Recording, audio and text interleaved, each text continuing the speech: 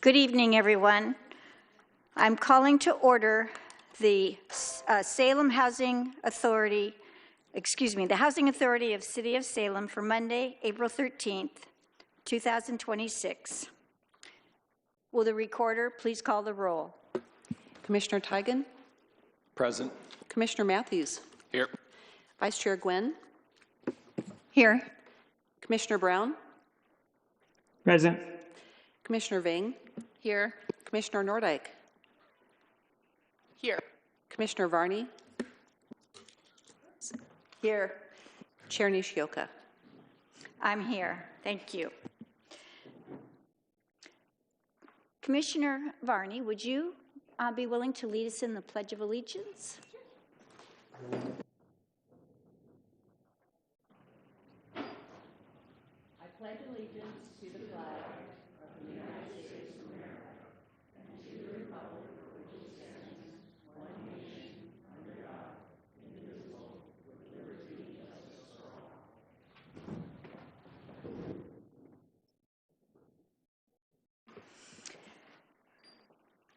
Good evening, everyone. I see a few new faces, so I'll just explain. This evening, we have 3 meetings in a row, so you're going to hear me gavel in and gavel out. So our first meeting is the Salem Housing Authority. So that is the one that will be first, and we will move on from there. Vice Chair Gwynn, are there any additions or deletions? There are none. Great, thank you.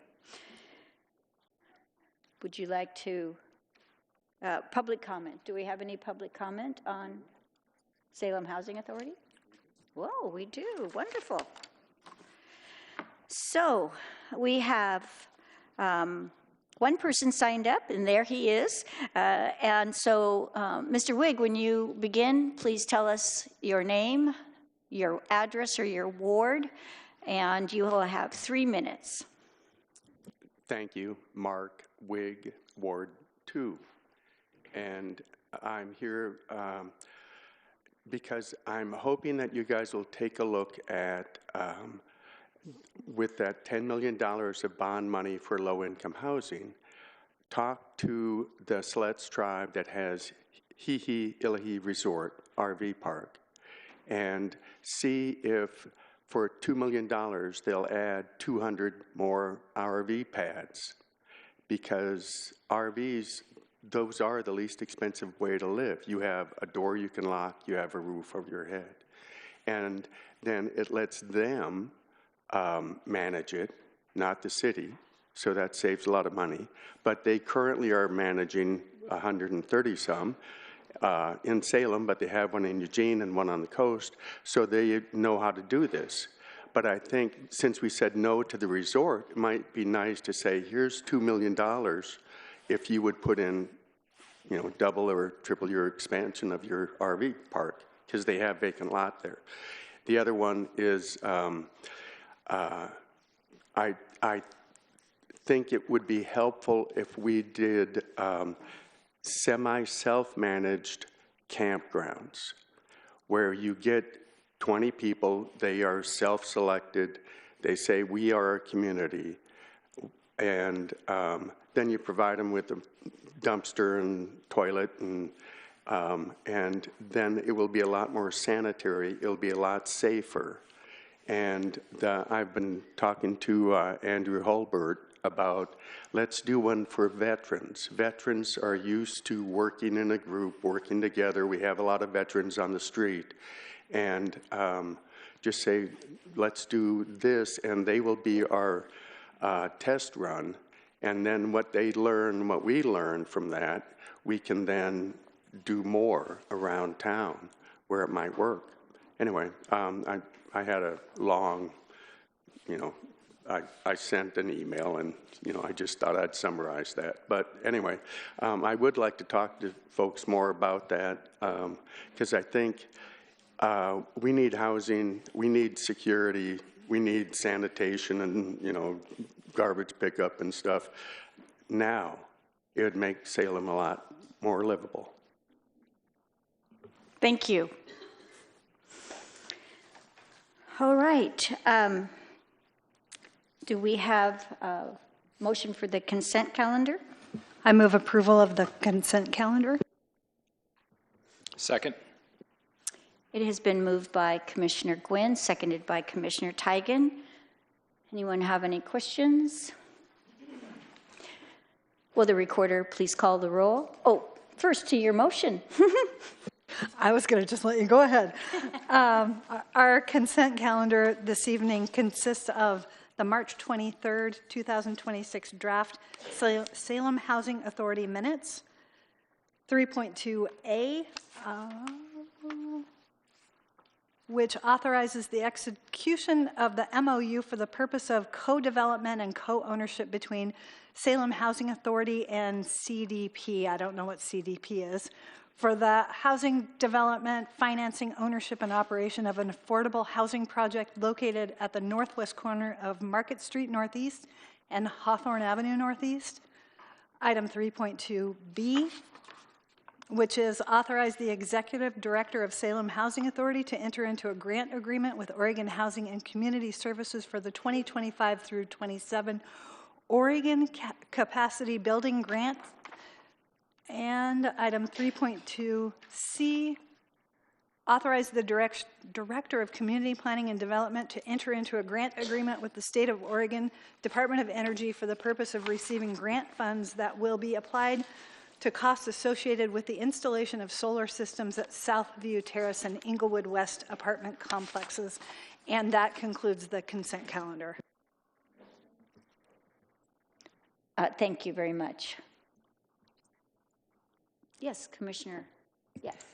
Thank you. I just really wanted to mention I am very excited about the item with the solar panels on the low-income housing locations to help offset energy costs. I mean, this is in line with our climate action plan, and it's a way just to reduce energy costs for this Salem Housing Authority. But if we can do it on other areas and reduce those energy costs for residents, that really contributes to making housing more affordable. So I really like it.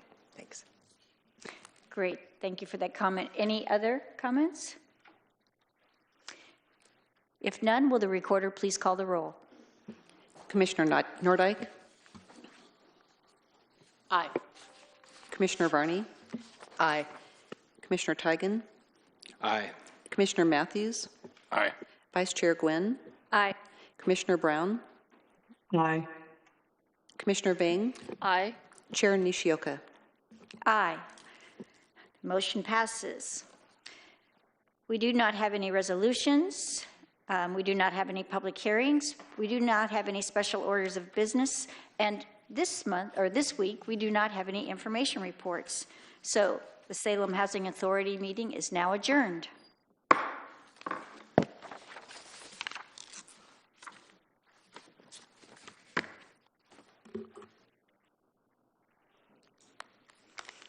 Get my stack together here. All right. Calling to order the Urban Renewal Agency meeting for Monday, April 13th, 2026. Will the recorder please call the roll? Board Member Tigan? Here. Board Member Nishioka? I'm here. Board Member Matthews? Here. Board Member Gwynn? Here. Board Member Brown? Present. Board Member Vang? Here. Board Member Nordyke? Here. Board Member Varney? Here. Chair Julie Hoy absent. Great, thank you very much. Serving as the council president this evening will be Councilor Tigan.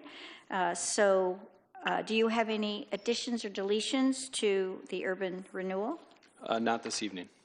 Great, thank you. Is there anyone, and there's no one signed up for public comment?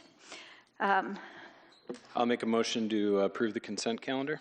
Second. It's been moved by Councilor Tigan, and seconded by Councilor Gwynn. To your motion?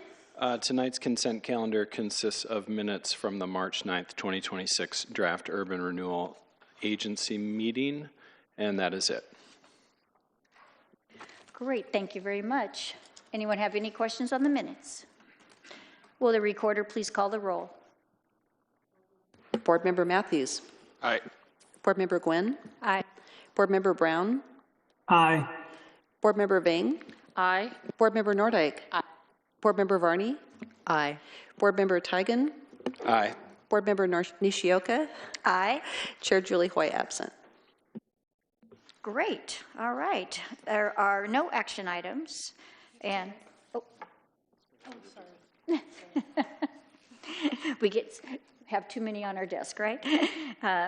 There's no public hearings, and we have special orders of business.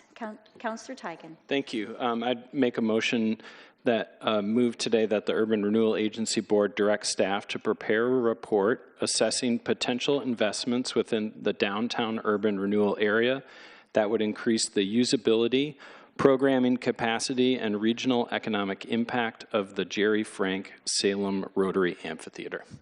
I'll second that. To your motion. Thank you. Let me just make a quick change here on my screen. You know, the Gerry Frank Salem Rotary Amphitheater opened in 2021 as a combined $7.7 million investment by the Rotary Club of Salem and the City of Salem. It's a covered 3,000 to 3,500 capacity outdoor venue right on the Willamette River with nice lawn seating, 14 vendor plaza, and of course that great design. The landmark canopy inspired by the open weave baskets of the Kalapuya people.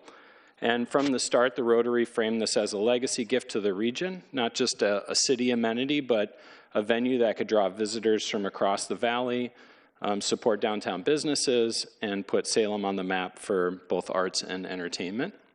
And I don't think we have to guess at what's possible for the site if it doesn't feel like it's always reached its potential over the last 5 years. Many of our neighboring cities have a similar venue that is creating a lot of economic activity in their communities. So whether that's now the Hayden Homes Amphitheater in Bend, which at one point was generating an estimated $27 million a year in regional economic activity, or even Eugene's Cuthbert Amphitheater, also on the riverfront, also a Rotary-rooted investment, has been providing regional live entertainment since 1983. Now, I don't think that our amphitheater has to turn into 52 nights a week or 52 nights a summer that Bend does, but I think there is possibility for more to happen at our amphitheater than has happened in the last 5 years.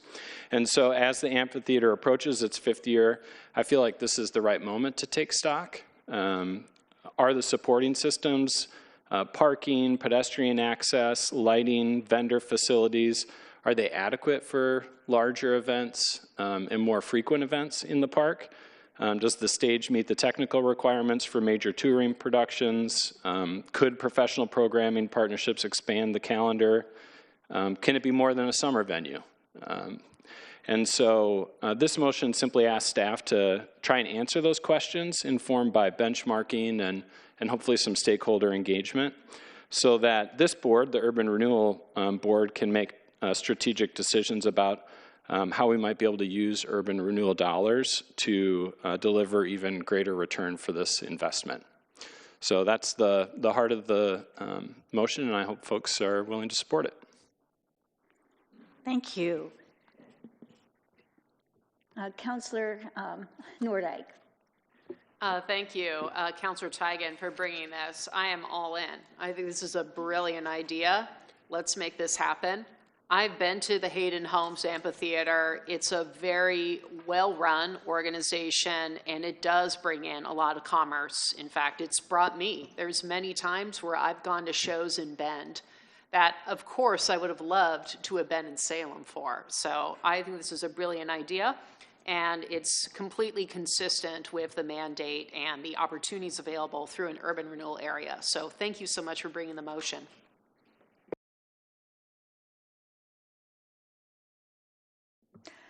Thank you, Councillor Nordyke. Go ahead, Councillor Matthews. Thank you. I think it's a really reasonable question, Councillor Tigan, and so I'll fully support it.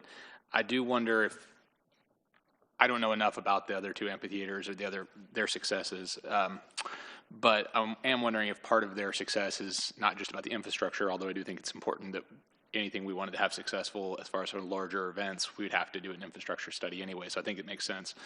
But I'd wonder if the concept of them having a management structure that's different than ours might be also playing a big part into their success. And so would that be part of this proposal, is basically looking at what is attributing to their success that isn't attributing to ours from a holistic scale like that? Yeah, if I may. Based on the conversations I've had with folks, part of the success in Bend has been partnering directly with Live Nation, which is a national management company. And part of when you book shows, you have to be sort of make sure you're not in a competing radius of where other shows are happening. So getting in within that regional and national booking circuit matters. So I do think there are lessons to be learned from something like that if we decided as a city to take a much more active role in trying to book groups by participating in an organization like that. But mostly I think a little bit of it and sort of what are the perceived deficiencies of the amphitheater are a little bit of anecdata rather than actual analysis. And so that was really kind of the hope of this analysis, would be to surface those sorts of things, management decisions, but also physical investments that we might need to make. Great.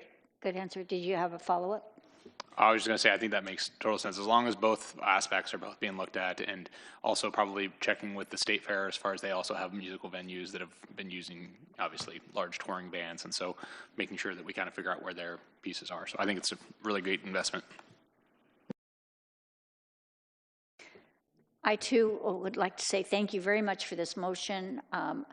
I have also heard that the Grand and Elsinore have increased a lot of their scheduling, so I think the time might be right to find an opportunity that the amphitheater could join in. And so I appreciate this motion, and I look forward to what the city informs us about. Yes, Ms. Nambury, go right ahead. Thank you. So Board Member Tigan, thank you for bringing this forward. And I want to acknowledge the interest in activating the space in Riverfront Park. I do think that this is going to benefit overall downtown, not just one area, but also I think it meets our community need to have more events and activities that we have been hearing about. So just from a capacity standpoint, I do want to kind of mention that I don't think it is possible for staff to do the assessment work because we don't have resources that can do the work right now. But I do think there is an opportunity to use consulting help just to to see how to move forward with this. I will also work with staff to see if we can reposition our other projects with on the consultant list, so that to make this a priority. So we'll get more information on that. What I also want to take a minute and want to take this opportunity to talk about, just to take a step back from this motion, but also to be able to connect this with other broader conversations we have been having. as a council, through Safe, Clean, Healthy Salem initiative, we did, I know we were focusing on the more immediate need or the urgent need, especially the programs that would give that the direct impact. But we also, and so because we wanted to see some measurable outcomes with it. So that's what we were focusing on initially. But as part of that, we have been having conversations about the Downtown Ambassador Program, and then we talked about the public restrooms piece, and also the other efforts to bring, I think other efforts to improve downtown experience, right? So when I look at these, all these together with the amphitheater motion that you brought forward, Member Tigan, there is a clear overlap that I see. I think where the overlap is, I think all of these initiatives, we want to increase more foot traffic, and we are trying to improve the experience of being downtown, and also basically giving reasons for people to come to and visit downtown. So because of that overlap, I think it is important to approach this work more strategically. When I say that, what I mean by that is I think we need to establish clear priorities among these initiatives as we are working through, and also identifying how these short-term action plans are going to align with that broader vision for downtown, and then also sequencing this work in a way that it gives that unified outcome that we that you all want to accomplish through this. So that's kind of the bigger strategic conversation, but I do want to kind of make sure that I plant a seed that this work has to fit within overall that strategic vision. As far as this motion is concerned, Member Tigan, I think we will be. I'm hoping to kind of bring something forward to this board, maybe sometime in May with some timeline and how we are going to approach it, because I see some work that is overlapping, and we want to make sure there is that broader work, but there's also the work that needs to be done on this, right? So we need like a couple of weeks to figure this out. Thank you. Are you okay with a couple of weeks? Of course, sure am. yeah. I see Dr. Brown has his hand up too. Dr. Brown, go ahead. Thanks, Madam Chair. Just for clarification in regards to what the city manager said, if we need some time, are we saying that we're going to table this motion, or we're just going to talk about it later on? Well, I don't think we have to table the motion, but we will be giving, I think the motion itself is to come to do the assessment work. So I think you guys get to vote on whether we do that or not, but we will be coming with more, as part of the update to the board, we will be coming back with a timeline and how we are going to approach it. Thanks, Madam City Manager. Madam Chair, may I follow up, please? Yes, go right ahead. Thank you. And Madam City Manager, in regards to what you just said, you also mentioned the possibility that the work for this motion could be done by consulting. Are we leaning toward that group of folks to do the work, or is it going to be staff?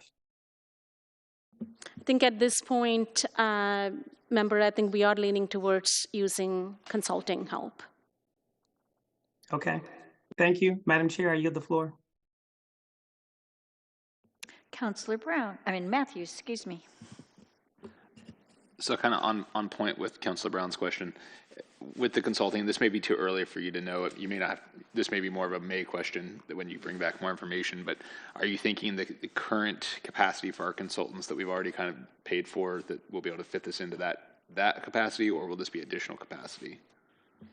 This is going to be used within the capacity. Perfect. Excellent questions. Councilor Nordijk.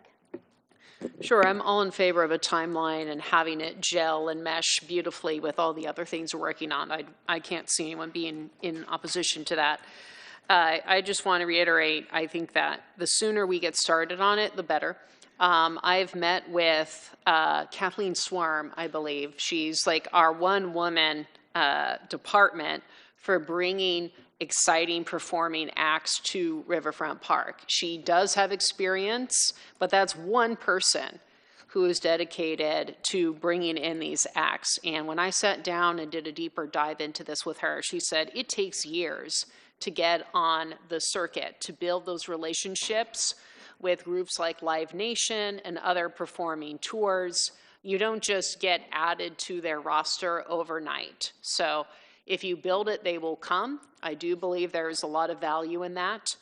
But yeah, it takes years for you to get on the circuit with other entities. I think the fact that we're just far enough away from Bend will be a big advantage to us. I've been to the Fairground live venue facility. It's not even comparable. I appreciate Councillor Matthews mentioning it. As someone who loves live music and loves live shows, I'd be more than happy to appoint myself as the committee chairperson on this. No, I'm just kidding. But I will say live amphitheaters are different. There's something magical about being outdoors and enjoying live music with a sense of community. And with our backdrop, I think we can put Hayden Homes to shame. And I will say, I can just imagine this as an example. I went to a show in Bend. And because it was so far away from home, I booked a hotel room. And because it was an evening show, I made dinner reservations. And I booked a hotel that was walking distance to the show so that I wouldn't even have to worry about parking. Well, guess what? Our amphitheater is conveniently located next to two big hotels downtown and plenty of dining options. And if people want to go out for a beverage after the show, they can do that too. So I think we've got a lot of potential for expanding what my Rotary Club, I was very proud to be a part of that Rotary Club when we put that together. So I appreciate and am very mindful of the staff's bandwidth. I think technical expertise and knowing how to build a better concert venue, it makes sense to go to consultants because I wouldn't expect all of our staff to have that level of expertise. So I'm excited for next steps. And again, thank you, Councillor Tigan, for bringing this forward. Anyone else with comments or questions? Councillor Tigan. Thank you. I'd just close by saying, for the benefit of the public, we're in the Urban Renewal Agency meeting right now, and the goal would be to spend downtown Riverfront urban renewal dollars on how to make these investments. That's why we're talking about it now instead of the City Council. So this isn't the funding for the consultants, and the result isn't coming from the general fund. It's coming from the Urban Renewal Agency budget, which is exactly how it's supposed to be spent. Thank you for clarifying again. We're still in that second meeting. We haven't gotten to the council meeting. So anything else? I think we're ready. Will the recorder please call the roll? Board Member Gwynn? Aye. Board Member Brown? Aye. Board Member Vang? Aye. Board Member Nordyke? Aye. Board Member Varney? Aye. Board Member Tigan? Aye.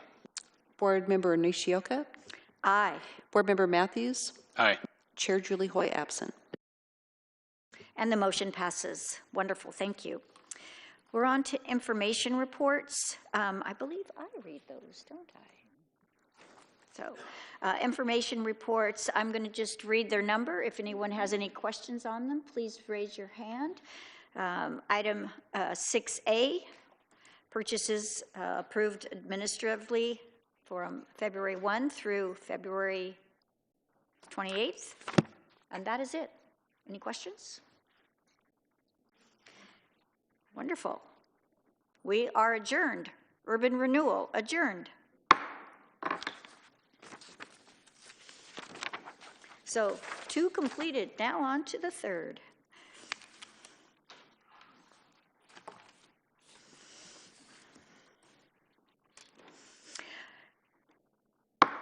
I'm calling to order the City Council meeting for Monday, April 13th, 2026. Will the recorder please call the roll? Counselor Tigan. Present. Counselor Nishioka. Here? Counselor Matthews. Here. Counselor Gwynn. Here. Counselor Brown. Present. Counselor Vang. Here. Counselor Nordyke. Here. Counselor Varney. Here. Mayor Julie Hoy absent. Thank you. So, Councillor Tigan, do we have any additions or deletions? Yes, I'd make a motion to approve additions to the agenda. Second. To your motion? Yes, tonight, the addition is for item number 32A, the resolution to adopt Salem Natural Floodplain Functions Plan and Floodplain Species Assessment. We have a revised version of that plan with a correction. All right. Will the recorder call the roll? Counselor Varney. Aye. Counselor Tigan. Aye. Counselor Nishioka. Aye. And it should be Council President Nishioka this evening. Counselor Matthews. Aye. Counselor Gwynn. Aye. Counselor Brown. Aye. Counselor Vang. Aye. Counselor Nordyke. Aye. Mayor Julie Hoy absent. And the motion passes. Thank you. So we're now to council and city manager comments. Does anyone have anything to speak to for councilor comments? Councilor Nordyke. Thank you so much, folks. Good evening. As you know, April is Child Abuse Prevention Month. At our last council meeting, we had a wonderful presentation from some of our community partners. And I'm pleased to report that the Child Abuse Prevention Parade was a big success yet again. So kudos to all of the organizers who did that. With our Salem law enforcement literally leading the parade, we woke up bright and early and met at the fairgrounds, and then we drove the cars as part of the car parade down to the Center for Hope and Safety. They're one of our many trusted partners that works with women and children who are fleeing domestic violence and human trafficking in our area. So we heard speeches and remarks from a variety of community partners. Think folks like Boys and Girls Club, Family Building Blocks, Salem Police Department, and many others. And I just want to say child abuse prevention may be captured in a month, but it really applies every single day. As someone who works in a nonprofit that serves exclusively abused and neglected children, I can tell you that the only thing, if you do only one thing to prevent child abuse, it is to tell a child that you believe in them. That sort of self-confidence helps build healthy attitudes, healthy boundaries, all the things that kids need to be a kid and to start dreaming of a brighter future. So if you were not able to join us this year, I hope that you will catch us next time for the annual Child Abuse Prevention Parade. Thank you. Yes, thank you for telling us about that. I know I was unable to get there, but it sounds like it was great. Anyone else? So I will simply say that I had the privilege of going to a ribbon cutting recently. I think it was about a week ago, for Insight Northwest Recovery. This is a new for-profit mental health facility for teens and young adults.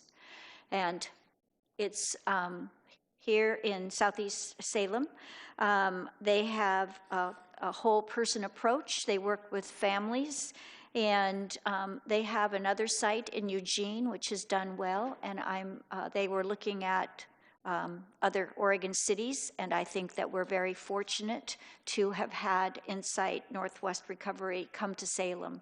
So I was happy to attend that ribbon cutting, and I wish them success and those that they are able to take care of. So thank you. Did you? Okay. So it sounds like we are finished with Councilor. Anything from Dan? Okay. So we are now on to proclamations. And so we will start with the first one is for dark skies. And I will get the privilege of reading that.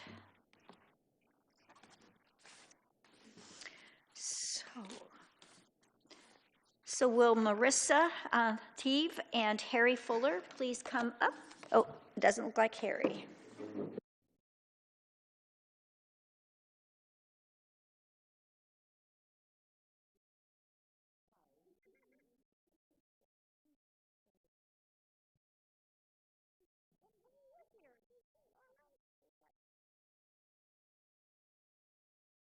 And good, it's on. All right.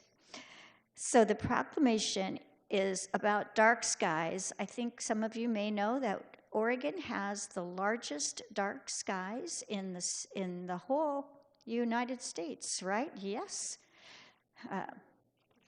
Continuous. So whereas International Dark Sky Week is observed in April on the week of the new moon, and whereas Salem is a growing city in a growing metropolitan area, with the growth and development comes more outdoor lighting. And whereas the experience of standing under a starry night sky inspires feeling of wonder and awe, encouraging a growing interest in science and nature, particularly among young people and visitors from outside of the local communities. And whereas Salem is in the Pacific Flyway, where light pollution threatens migratory birds, including disrupting patterns and contributing to collisions which cause up to 1 billion bird deaths every year. And whereas light pollution has scientifically established economic and environmental consequences, which result in significant impacts on the ecology of human health and all communities. And whereas Oregon dark skies are a significant natural resource with 7 accredited dark sky places to date: Antelope, Sisters, Sun River, Primevale Reservoir, Cottonwood Canyon State Parks, Oregon Cave National Monument and Preserve, and the world's largest sky sanctuary, the Oregon Outback International Dark Sky Sanctuary. And whereas Oregonians enjoy astrotourism as a part of their evolving facet of outdoor recreation and real economic benefit for the Salem community. Now, therefore, Julie Hoy, Mayor of the City of Salem, does hereby proclaim the month of April as Dark Sky Oregon Awareness Month and ask the community to observe this day by becoming educated on what they can do to limit light pollution, dated this 13th day of April, 2026. And we have Marissa Teeve and Amanda Yant and Harry Fuller here, and they may have a few things to say. Thank you so much. So Amanda and I are here from Dark Skies Salem. We're a brand new group in town, meeting once a month at Ikebox, and our next meeting is this Thursday. So folks watching, if you are able to come join us, we need all the help we can get to spread this good word. Thursday at 5:45 at the Ikebox. And then look out for us at Eaglewood Festival Forest Festival as well. We're going to be there with a booth. We're trying to make some moves, and we're looking forward to hopefully doing some astronomy work as well, hopefully in one of the parks this year. So lots of outreach goals, gaining momentum so that we can start to make some real change here in the city. And I'll pass it off. Amanda, do you have anything to add? Yeah. You can also follow us online at Instagram. We are Dark Skies Salem, so follow us online at Instagram, Dark Skies Salem. And I'm here representing the Audubon Society, and the birds say thank you for all the darkness. This is one of the 2 peaks of migration season, the other obviously coming in September and early October. And most small birds migrate at night because they're safer from predators. And when the lights are out, they're much better off. They're less likely to make a mistake because they migrate with a magnetic sensor in their body, and they also can sense gravity. So they don't need a lot of light to migrate at night. They just need no predators. So when we turn the lights out, they're much safer. So thank you for the darkness. For all of you, you can keep your any up lights that head up into the sky. You should turn those off, especially during April and September, so that the birds don't have to be affected by them. If you have cones or down-facing lights, those are more acceptable, but during these months, it might be a good idea just to keep your porch lights out and know that you're helping the birds be safe. So, thank you. All right, we're going to get a little picture here.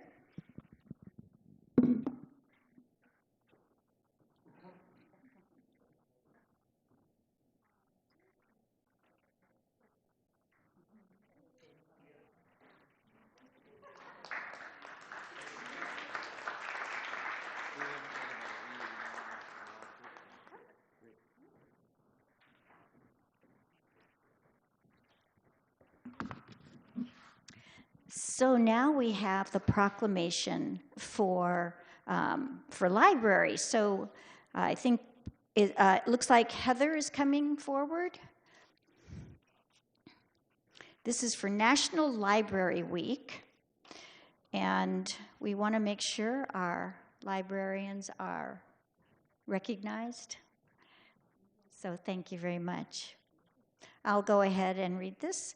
Whereas libraries spark creativity, fuel imagination, and inspire lifelong learning, offering a space where individuals of all ages can find joy through the exploration and discovery. Whereas libraries serve as vibrant community hubs, connecting people with knowledge, technology, and resources while fostering civic engagement and cultural enrichment. Whereas libraries provide free and equitable access to books, digital tools, and innovative programming, ensuring that all individuals, regardless of background, have the support they need to learn, connect, and thrive.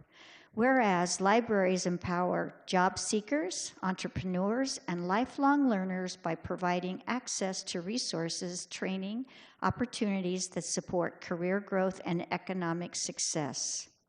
Whereas libraries nurture young minds through story times, STEAM programs, and literary initiatives, fostering curiosity and love of learning that lasts a lifetime.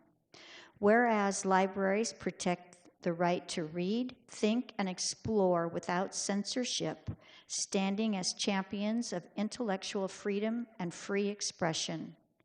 Whereas dedicated librarians and library workers provide welcoming spaces that inspire discovery, collaboration, and creativity for all. Whereas librarians, and library workers across the country are joining together to celebrate National Library Week under the theme, Find Your Joy. Now, therefore, be it resolved that Julie Hoy, Mayor of the City of Salem, proclaims April 19th through 25th, 2026 as National Library Week. During this week, I encourage residents to visit their library, explore its resources, and celebrate all the ways that the library helps our community find joy. Thank you. So, would you like to say anything? You want to say something first? Oh, I just want to thank you very much for this proclamation, and this is dedicated to all of our very hardworking library staff. We have some very dedicated and incredible people here at Salem Public Library. I also just want to take this opportunity to thank the community again for the levy to keep us operating, and let's do it again in a few years. All right, anybody else? Okay, wonderful. So now we're going to get a little picture, and then we'll be on to the third one.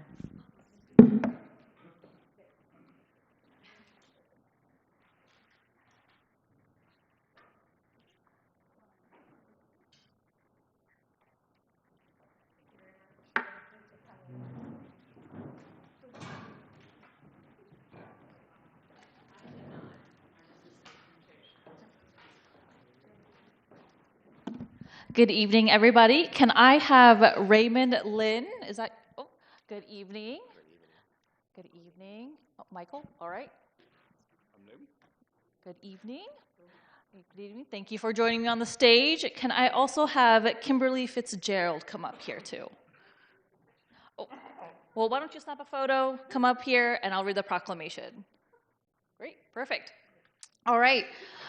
Whereas the Qing Ming Festival is a day in Chinese culture for cleaning the graves and paying respect to deceased ancestors, and whereas Qing Ming which means clear and bright in Chinese, is a Chinese custom with thousands of years of history. And whereas the city of Salem and its residents want to recognize the Qing Ming Festival, and whereas the city of Salem has been home to the Chinese community since the city's founding, and whereas as part of this celebration, we will pay respect to all the named and unnamed Chinese people buried in Pioneer Cemetery. And now, therefore, I, Mai Vang, on behalf of Julie Hoy, the Mayor of City of Salem, do hereby proclaim April 4th, 2026 as Qing Ming Day, and call upon the residents of Salem to join in recognizing and participating in this special observation, dated this 4th day of April, 2026.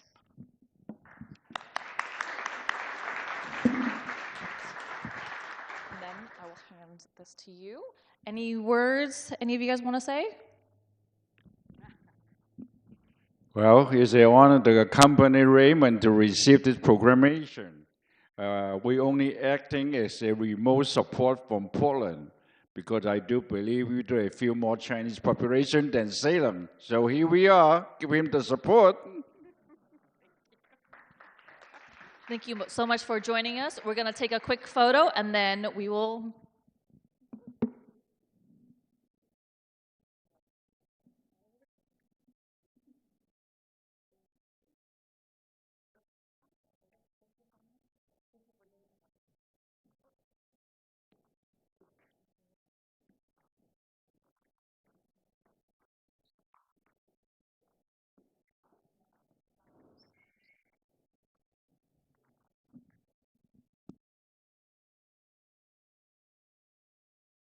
Wonderful. Those are great proclamations this evening. All right. So we now have a presentation on the Qing Ming Day. Kimberly. Good evening, President Nishioka and council members. Thank you so much for having me. So you just heard the proclamation for Qing Ming Day, and I'm here to share with you just a brief overview of the history of Salem's connection to the Chinese, China, and the Qing Ming Festival. So yeah, it's a big surprise. It was a big surprise to our Landmarks Commission to find out that we actually had a Chinatown here.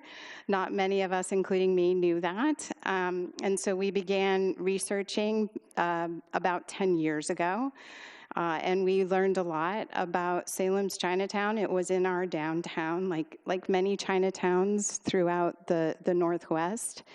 A majority of them had come during the gold rush, actually, and in Southern Oregon, but then came up to Salem to help build the railroads and then stayed. Many of them were laborers, cooks, laundry workers. You can see a picture in the center of your screen here. His name was Sung Lung, and he ran a laundry here in town, and he raised a family. A majority of them came from Canton, China, and unfortunately, during the Chinese exclusionary period, which came a little bit late to Salem, the Chinese here felt some exclusion, and the city council at the time, at the recommendation of the Committee on Health and Safety, chose to condemn the Chinatown.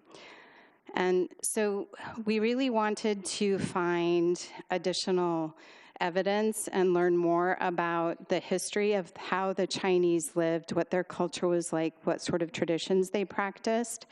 There were no buildings left in our downtown related to Chinatown, but we did find a connection, surprisingly, in our Pioneer Cemetery. So you can see here in the lower left of your screen a picture from the 1960s of what was then the parks director kneeling on the Chinese shrine that was at the north end of our Pioneer Cemetery. And part of the very first archaeological investigations that I did after becoming city archaeologist for the city was to first do non-invasive GPR, ground penetrating radar, to make sure we weren't going to touch any burials. But then we excavated here, and lo and behold, we found what you're seeing there in the top middle of your screen, which is a slightly broken but still relatively intact Chinese shrine or funerary table. At our first public open house that we had after uncovering this shrine, we received several headstones that had been disposed of on neighbors' properties, which had the names of several Chinese who had been buried in our cemetery. And a neat thing, they put the home villages of the Chinese on the headstones. So I was able to travel to China. I went to 4 different villages of Chinese people who had come here and was able to find their descendants and learn more. But the biggest surprise, you can see 2 pictures on the right hand of your screen. Those are from China. And look at how much they look like the one in our Pioneer Cemetery. That was a big surprise. And when I was there, it was at the time of year where they were celebrating their Qing Ming festival, which is like our Memorial Day. And so when I came back, we worked with a lot of the members of the Chinese community, including Raymond and company who are here tonight, and decided to reestablish the Qing Ming Festival at our Pioneer Cemetery, which is historically how this space was used in our Pioneer Cemetery. So we just celebrated last weekend our 8th annual Qing Ming Festival, and you can see the mayor in the small inset picture, and she read the proclamation at the beginning of this celebration as well. So this is a very meaningful project to me, and it's a tangible, real piece of history that can help not only us in the community here in Salem, but also specifically the Chinese community connect to their ancestors in China. Thank you. And I, too, had the pleasure of attending this one and the last few that you've had. This one, there was no rain, so that was nice. Anyway, thank you for the presentation. Does anyone have any questions that they would like to ask Kimberly? Great. Thank you very much. And again, thank you for your festival and the proclamation and all of the presentation. Thank you. All right. We are now to public comment. And I think we have some people signed up.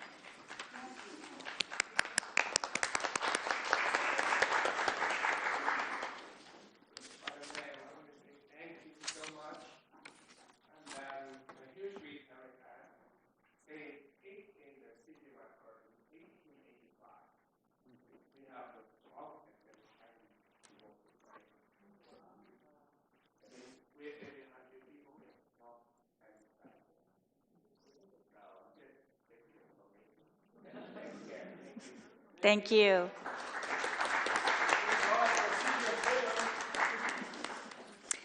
All right, we only have one person signed up for public testimony, and that is Tony Kirk.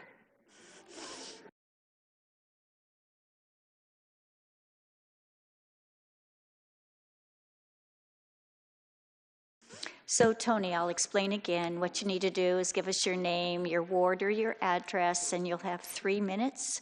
And you'll push the little green, or the button, so the green light comes on. There you go. All right. Okay. My name is Antoinette Kirk. I live in Ward 2. I actually live on Mill Creek. And I'm part of the Cessna board. My specialty is everything Mill Creek and sidewalks. But I am commenting on the natural floodplain functions plan that is up for approval today. The plan actually is about making floodplains and restoration of Willamette River and the Mill Creek watershed basin. That's why I'm interested in it. Anyway, what I wanted to say, oops, I didn't try. So I said the city has put together other plans similar to this one that kind of are based on the same kind of activities that need to be done to restore riparian areas and other activities similar to the floodplain master plan, floodplain management plan, and the stormwater master plan. So the activities are really basically the same, whether you're talking about the restoration of a species or the restoration of wetlands for flood resilience. Now I have to remember where I am on my plan. Most of these activities are the same, but when it comes to Mill Creek, the Waller Dam was built in 1860s, and the silt has built up from the dam at like 18th and State Street, you know, upstream for quite some while. So we have the walls of the banks of Mill Creek in this area are primarily cement blocks. We have no environment, ecological environment that would sustain the emergence of endangered species. The whole environment is not ecological. It's anyway, am I done? Oh. Well, I would like to encourage all of you to be more involved in Mill Creek and in flood preparedness, because it's going to hit us. I'm sorry to go over. That's okay. Thank you very much. Appreciate you coming. All right, that is the end of public comment. So we are now to the consent calendar. I would make a motion to move the consent calendar with the exception of 3.2A, the resolution to adopt the Salem Natural Floodplain Functions Plan and Floodplain Species Assessment. Second. It has been moved by Councillor Tigan, seconded by Councillor Gwynn. Councillor, to the rest of the consent calendar. Yes, this evening's consent calendar consists of item number 3.1A, the minutes from the March 23rd, 2026 City Council meeting. Item number 3.2B, to adopt the resolution 2026-10, declaring a public need to acquire and the city's intent to negotiate for the acquisition of an easement for the Ferry Street wastewater pump station project. 3.2C, which is the adoption of resolution numbers 2026-12 and 2026-13, declaring a public need to acquire, the City of Salem's intent to negotiate, and if necessary, authorize the city attorney to commence eminent domain proceedings for the acquisition of easements for the McGilchrist Street Southeast Corridor Improvement Project. Item number 3.3A, which authorizes the city manager to execute an intergovernmental agreement with Marion County to establish terms and conditions under which the city will provide maintenance of developer-built stormwater facilities within Hazel Green Road Northeast. It also includes item number 3.3B, which authorizes the city manager to execute the attached lease with closet revamp at 337 Chemeketa Street Northeast. It includes 3.3C, which authorizes the city manager to execute the attached purchase and sale agreement with Northwest Human Services Incorporated for the real property located at 1797 through 1809 Evergreen Avenue Northeast, a Marion County tax parcel, and the adjacent unimproved real property. It includes item number 3.3D, which would accept the resignation of Resident Commissioner Villegas and declare the Resident Commissioner position of the Salem Housing Authority vacant. And that concludes the consent agenda. Excellently done. Thank you very much. I'm glad I didn't have to read all of that. Anybody have any questions? Will the recorder, oh, yes, Councilor. Thank you. I do have a question perhaps to the city attorney about the process for appointing a new resident commissioner to the Salem Housing Authority, what that looks like. Thanks, Councilor Tigan. So the vacancy for the Housing Authority will be treated like a vacancy for any of the Board of Commissions. So there will be an announcement. It'll be available on our volunteer page, and we will go about trying to find a volunteer. And I'll bring back to the council for appointment. Thank you. Good question. Thank you. Anything else? All right. Recorder, would you please call the roll? Councilor Tigan. Aye. Council President Nishioka. Aye. Councilor Matthews. Aye. Councilor Gwynn. Aye. Councilor Brown. Aye. Councilor Ving. Aye. Councilor Nordyke. Aye. Councilor Varney. Aye. Mayor Julie Hoy absent. And the motion passes. We are now to public hearings. This is for 4A, and I believe we have somebody sitting here ready to go. The Salem City Council will now conduct a public hearing to consider the petitioner-initiated annexation of the territory located at 2170 Walker Road Northeast and 4893 Sunnyview Road Northeast, including a minor comprehensive plan map amendment to multifamily residential and zone change to RM2 multiple family residential for approximately 6 acres of the southern portion of 2170 Walker Road Northeast. The applicable criteria to the decision are SRC 260.010G2 for the annexation, SRC 64.025E2 for the minor comprehensive plan map amendment, and SRC 265.005E for the zone change. Testimony, arguments, and evidence must be directed toward the applicable criteria or other criteria which the person believes to apply to the decision. Failure to raise an issue prior to the close of the public hearing in person or in writing, or failure to provide statements or evidence with sufficient specificity to provide the parties of the City Council and the City Council an opportunity to respond to the issue precludes appeal to the Land Use Board of Appeals on that issue. A similar failure to raise constitutional issues relating to proposed conditions of approval precludes an action for damages in circuit court. The hearing will begin with the staff presentation, followed by the applicant. It's limited to 10 minutes total. The applicable neighborhood association is limited to 5 minutes per association.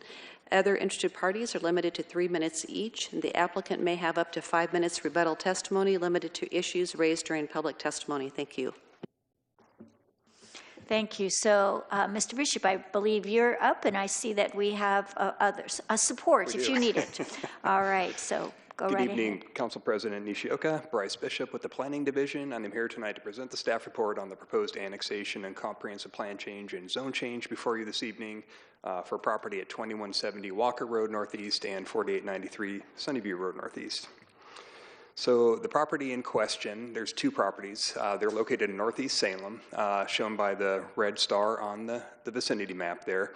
And on that vicinity map, you can see Cordon Road on the far eastern, or kind of the far eastern 2/3 of the map, and that is with a purple line, and that is the UGB.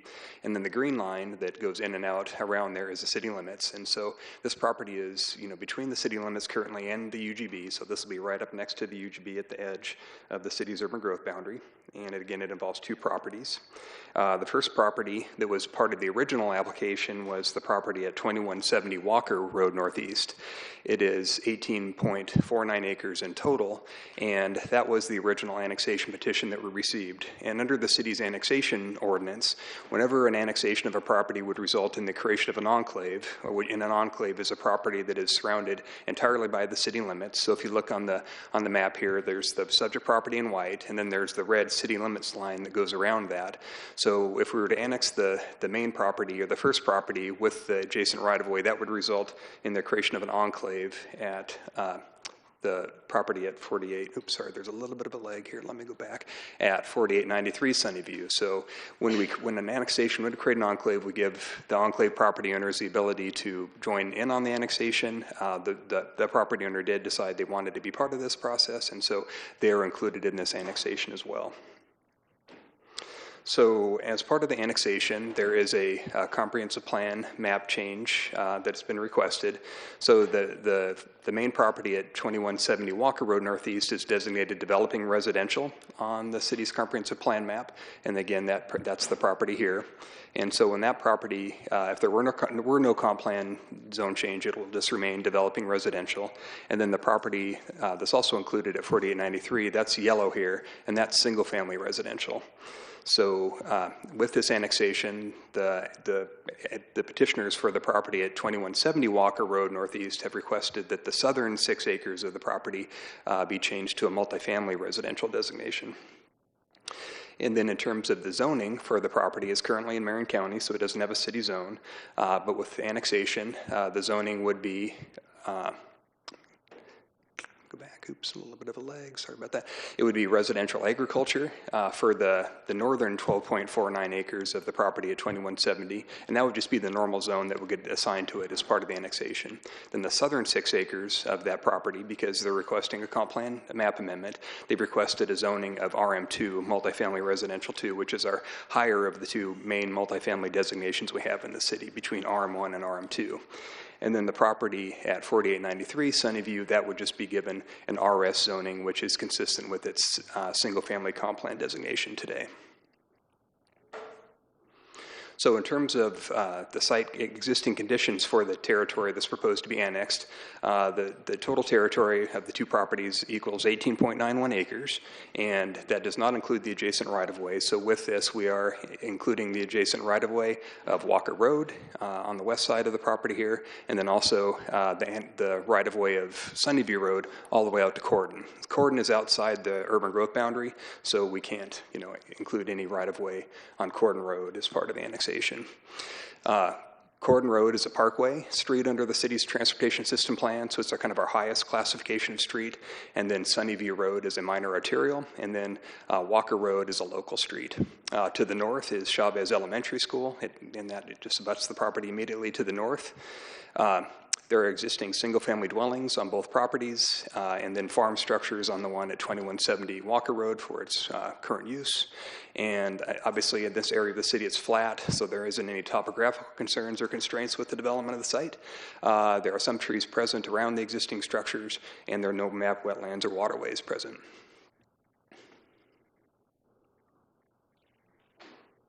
So here's a kind of a bird's eye view looking to the northwest of the subject properties, and obviously it's a large, the 2170 Walker Road is a large property that's been farmed for grass, and then the property at 4893 has an existing single-family dwelling on it.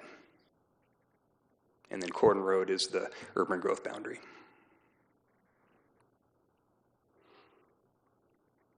So in terms of the annexation approval criteria, one, we have to determine is it voter exempt or not, and this annexation is voter exempt because all of the property owners that are involved in the annexation have signed the petition.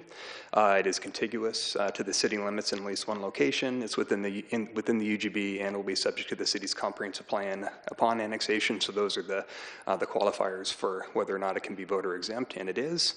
The annexation as identified in the staff report will result in an orderly extension of the city limits boundary boundary, and in this case, it'll take it all the way to the urban growth boundary. The Development Services Division and the Public Works Department indicated the services can be provided to this area, consistent with the city's public facility plans. And the property is currently within two service districts. That's the Marion County Fire District 1 and the East Salem Sewer and Drainage District. Upon annexation, the properties will be withdrawn from those districts automatically. And because the annexation results in the orderly extension of the city boundaries, it results in the orderly provision of public services, and it is in the public interest. In terms of the comp plan zone change element of this request, again, this just applies to the southern 6 acres of the property at 2170 Walker Road Northeast. And as identified in the staff report and the findings that were included in the Planning Commission's recommendation when it went before them for a public hearing to make a recommendation to the council, it does meet the criteria of Chapter 64 and 265 for the comp plan and zone change.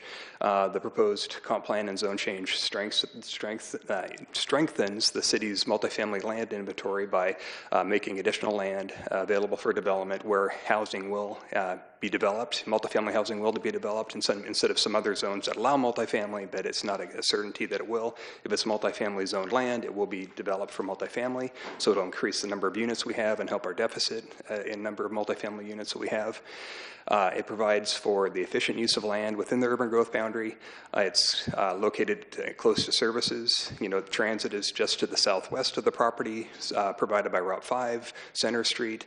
It is abutting a school, and it is near parkland, and there actually is a community park that will be on the site in terms of land dedication, so in our parks master plan. And as identified in the report, it complies with the applicable provisions of the Salem Area Comprehensive Plan and the statewide planning goals.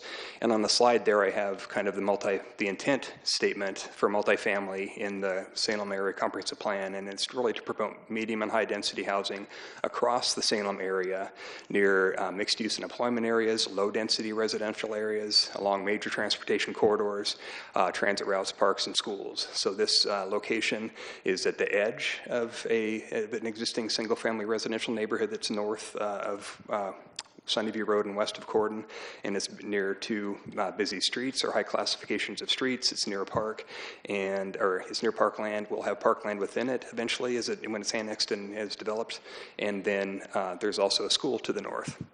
As part of the project, a transportation impact analysis was submitted by the applicant, identifying the projected levels of traffic that would be generated under a conceptual development plan for the property. And under that study, it identified that there would be no significant impacts to the city's transportation facility, and all intersections studied would still be within the city's parameters and functional classification parameters in the planning horizon of 2031. So there would be no impact to the city's transportation system as a result of the comp plan zone change. And as I mentioned before, it's capable of being served with utilities, and it provides for the logical urbanization of the land. In the public hearing leading up to this that was held at the Planning Commission, we did receive testimony from the NOLA Neighborhood Association, which that is the neighborhood association the property is located within. And there was concern about the multifamily not being consistent with the character of the established single-family residential neighborhood that has been in that area since the 70s. There was concern about increased traffic, congestion, and safety along Walker Road as drivers use it as a bypass, when traffic is kind of backed up on Corden.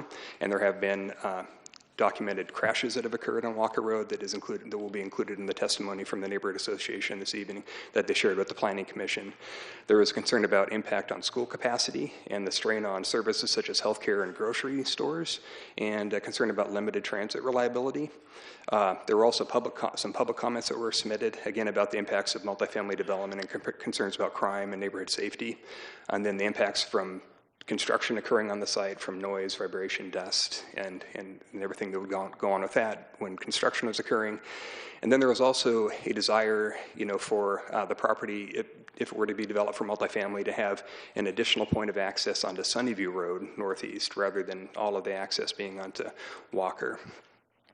So in terms of the school capacity, let me go back. In terms of the school capacity question, the Salem Kaiser School District did review the proposal, and they provided comments and indicated that all the schools that serve the site, or that will serve this site, including Chavez Elementary, Stevens Middle School, and McKay High School, all of those schools currently have sufficient capacity to accommodate the increase in student enrollment resulting from the proposed annexation. In terms of construction noise and debris, that's addressed through stormwater runoff requirements that we have in our code, the noise ordinance in terms of when you can do construction on the site, and so those things are just managed, through the normal application of code standards as development occurs. But in terms of traffic and safety, again, as I mentioned before, there was a traffic study that was conducted by the applicants as part of this, and the traffic study made a finding and found that there would be no significant impacts to the city's transportation system, in the 2031 study period, and therefore it's consistent with Goal 12 and the transportation planning rule, and then there are therefore no necessary conditions to mitigate traffic impacts because the system will function as designed under the classifications that the city has for the streets. There have been documented collisions on Walker Road that have occurred in the past. I believe when Development Services staff looked up the crash data, there were crashes that have occurred in 2017, 18, 20, and 21 that involved, collisions from vehicles and parked cars or, hitting of mailboxes. But those collisions occurred before the speed bumps, as you can see in the picture here, were installed in 2023. So we don't have any, we couldn't find any current crash data beyond 2023, but there are 5 speed bumps that have been installed on the city's portion of Walker Road to improve, traffic safety and slow down vehicles. So hopefully that has worked to slow down traffic and improve safety. But with the annexation of the property and its future development, there will also be a boundary street that will be done with the project, and that includes putting in sidewalks to improve pedestrian safety. And with the urbanization of the street, completing it to city standards, that will visually give the appearance to hopefully have drivers slow down, because it's not just a straight shot. It'll still be a straight shot, but it's not just like a field on one side. There'll be potentially cars parked on the other side as development occurs. So all of those things, in addition to the speed bumps, will help to hopefully slow down traffic and reduce any, potential collisions in the future. And in terms of the points of access, specific details of the layout of the development, we don't have at this time. Annexations don't require, a future development plan that lays out exactly what's going to happen. It would be, the northern part of the property would be zoned residential agriculture. The applicant's potential development plans include a subdivision of 79 or 73 lots that would include a combination of single-family dwellings and townhouses. Perhaps it's not written in stone. It doesn't have to be that way. And then potentially 120 units in the southern portion of the property zoned RM2. But any access in specific layout for street connectivity and driveway locations, those would all be evaluated at the time of future land use review after it's into the city, and they'd go through the development review process, and there'd be an ability for individuals to take part in that process and comment as it goes through the land use process in the future. And in terms of transit access, the site is served by transit. Route 5, Center Street, is located along Sunnyview Road, and then it goes, east on Sunnyview, then down on Walker. And so the subject property is, again, with the red star there. So the property is very close, to a 15-minute service route, and the 15-minute service route time is the highest service that the transit has for weekday service. So we feel that, and then the transit stop, as you can see in the picture here, is a short distance west on Sunnyview Road. So the transit access is very close to the site, and we feel that it is served by transit sufficiently to meet the criteria. So with that, we would recommend that the City Council approve the annexation request, and upon annexation of the property, the northern section of the property at 2170 Walker Road be changed to residential agriculture to match its current designation. The southern 6 acres be changed to RM2, multifamily residential, with a multifamily residential comp plan designation. The property at 4893 Sunnyview Road be assigned a single-family residential zone to match its current single-family residential comp plan designation, and the property be withdrawn from the Marion County Fire District Number 1 and the East Salem Sewer and Drainage District, and then advance the ordinance to first reading. Thank you. All right, thank you. Very thorough presentation. We can ask councilors if they have any questions for Mr. Bishop. Then we have people testifying on providing testimony. Yes, Councilor Tigan. Thank you, Madam President. Thank you, Mr. Bishop, as always, for your presentation. I think you anticipated some of the questions that I was going to ask just in terms of access to parks, and it would seem that the southern development that's being proposed as part of this annexation and rezoning will have a park facility within it. Just want to confirm that. Correct. Laurel, Parkland. It's part of the UGA.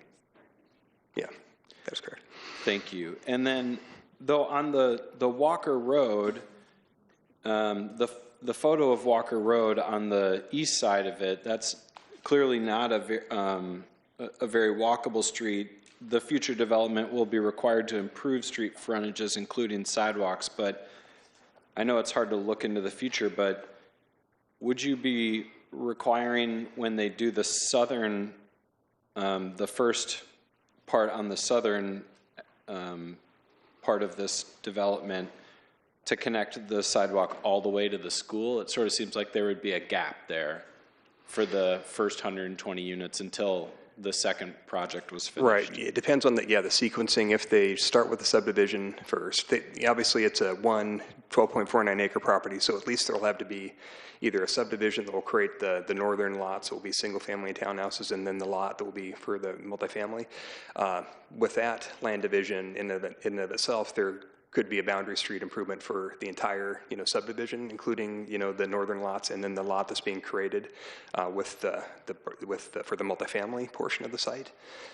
If they were to divide it in another fashion, if they were to just partition it into two lots and then subdivide the northern later and leave the southern lot by itself, there would potentially be a gap of where there'd be a boundary street for the subdivision, and then the southern piece would just be like this existing parcel that's been created without a boundary street.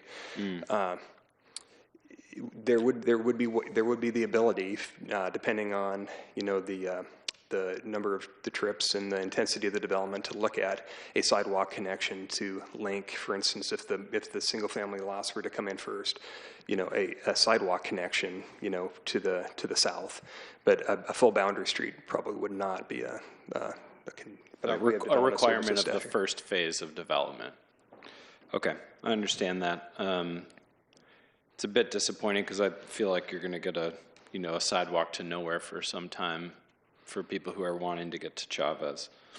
I guess my other question, this is just a curiosity that came up looking at the zoning, that Chavez sits in an RA zone? Correct. As opposed to some sort of like public service zone? Like, don't schools usually have a different zone than that? They can. Several do, but it's not a requirement. The schools are allowed, in both zones. Okay, thank you. Thank you. Councilor Matthews. So just kind of looking at it from just walk me through the thought process. So we've got the multifamily zoning going on that southern edge. What is the reasoning that that's going on the southern edge as opposed to the northern edge, where obviously the neighbor would be Cesar Chavez School?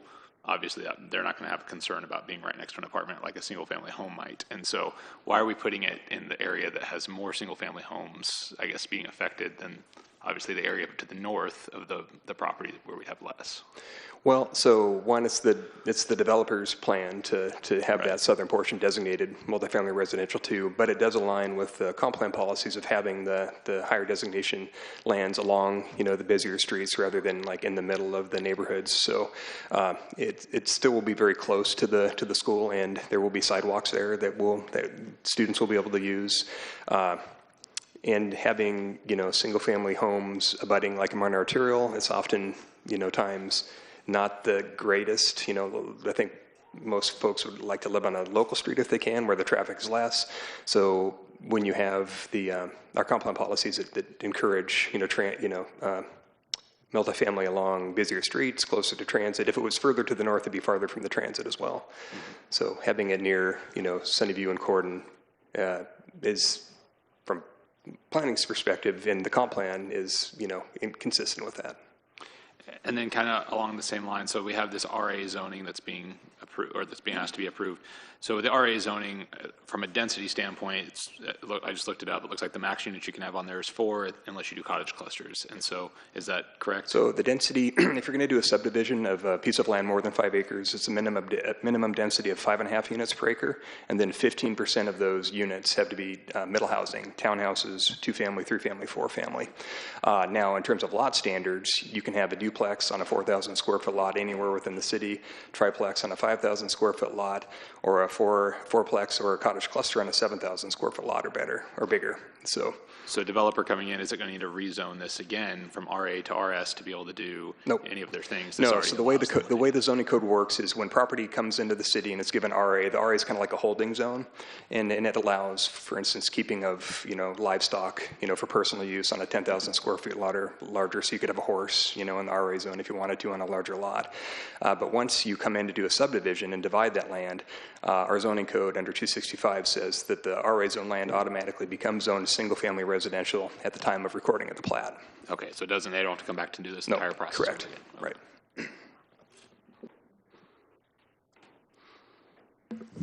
Councillor Vang.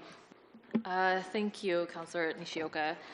So Councillor Tigan hit on a lot of the questions that I wanted to raise in terms of pedestrian and traffic safety.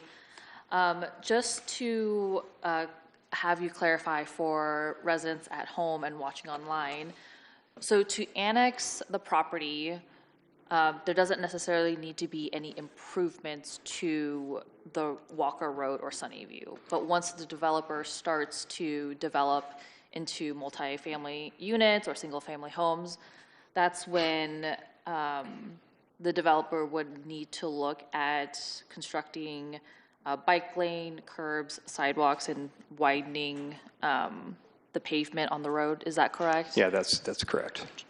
And do you know if the developer has planned that far out, or are they just still looking to annex, just trying to finish the annexation phase? No, they held a pre-application conference with city staff, and they identified on the northern 12.49 acres in that RA/RS in the future zoning that would be applied a subdivision that would be majority of the lots, and it would be single-family detached, and then 17 lots, but it could change, would be townhouses. Again, in that RA zone or the RS zone, you have to have a minimum density of 5.5 units per acre, and then 15% of the units you're providing have to be middle housing. So we do know that the RA zone portion, RS zone portion will be, single-family detached or in middle housing, some combination. And then the southern portion, because it would be RM2, it would be multifamily. We don't have an exact layout of the multifamily, where all the driveways will be located. That would be just determined in the future. And like you indicated, all the improvements would be done after it's in and it's gone through that subsequent land use review process. Follow-up. Yes, go right ahead. Thank you. And in terms of kind of going back, will the city be looking at maybe changing the speed limit on that on Walker Road and Sunnyview, given it's so close to an elementary school and there's this new development that's coming online? I do have traffic engineering staff here that could Great. better. Perfect. Hello, Carol Hall, City Traffic Engineer. Because Walker Road is a local street, as part of our 20 is plenty and Vision Zero, the city will be lowering the speed limit to 20 miles per hour on that street in the future, regardless of any development changes that happen as part of this process. Thank you. I appreciate that. I know that it is a concern that residents in Ward 6 have, especially Hoover Elementary, Auburn Elementary, and I'm sure it is concerns throughout the city. So I just wanted to ask city staff, how are we proactively addressing that concern? And so thank you. No further questions. Councillor Varney. Thank you. I just had one quick question because I'm not familiar with the area. So is there a sidewalk along the west side of Walker Road? Yes. Okay. Is there a road crossing or anything? There's a pedestrian crossing at Chavez Elementary further to the north.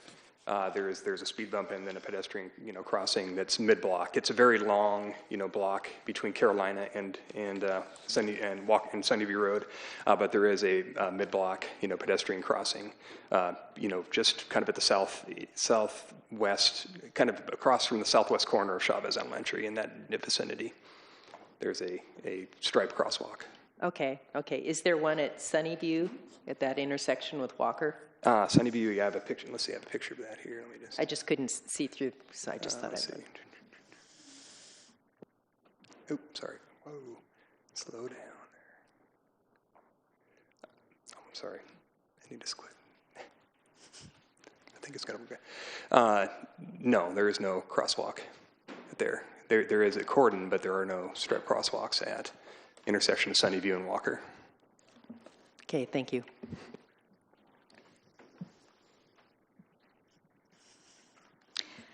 Thank you. So I had a question. It is on Walker as well. It may be traffic. You made the comment that there'll be parking on Walker along the street, and it looks like from the one picture we have, there is sidewalk. It also, the one picture we have, seems like there's a lot of fence. There seems to be fencing on there. Is that on the west side of Walker? Yes. And so is that fence then not going to be there any longer? I'm just curious, as far as it seems like that's a lot of potential parking with not access. Well, the existing homes on the west side of Walker with their fences, those are, already urbanized. Okay. And there's a sidewalk there. The street improvement would be on the east side of Walker. On the east side, okay. Yeah. Thank you. That's what I needed to get clarity on.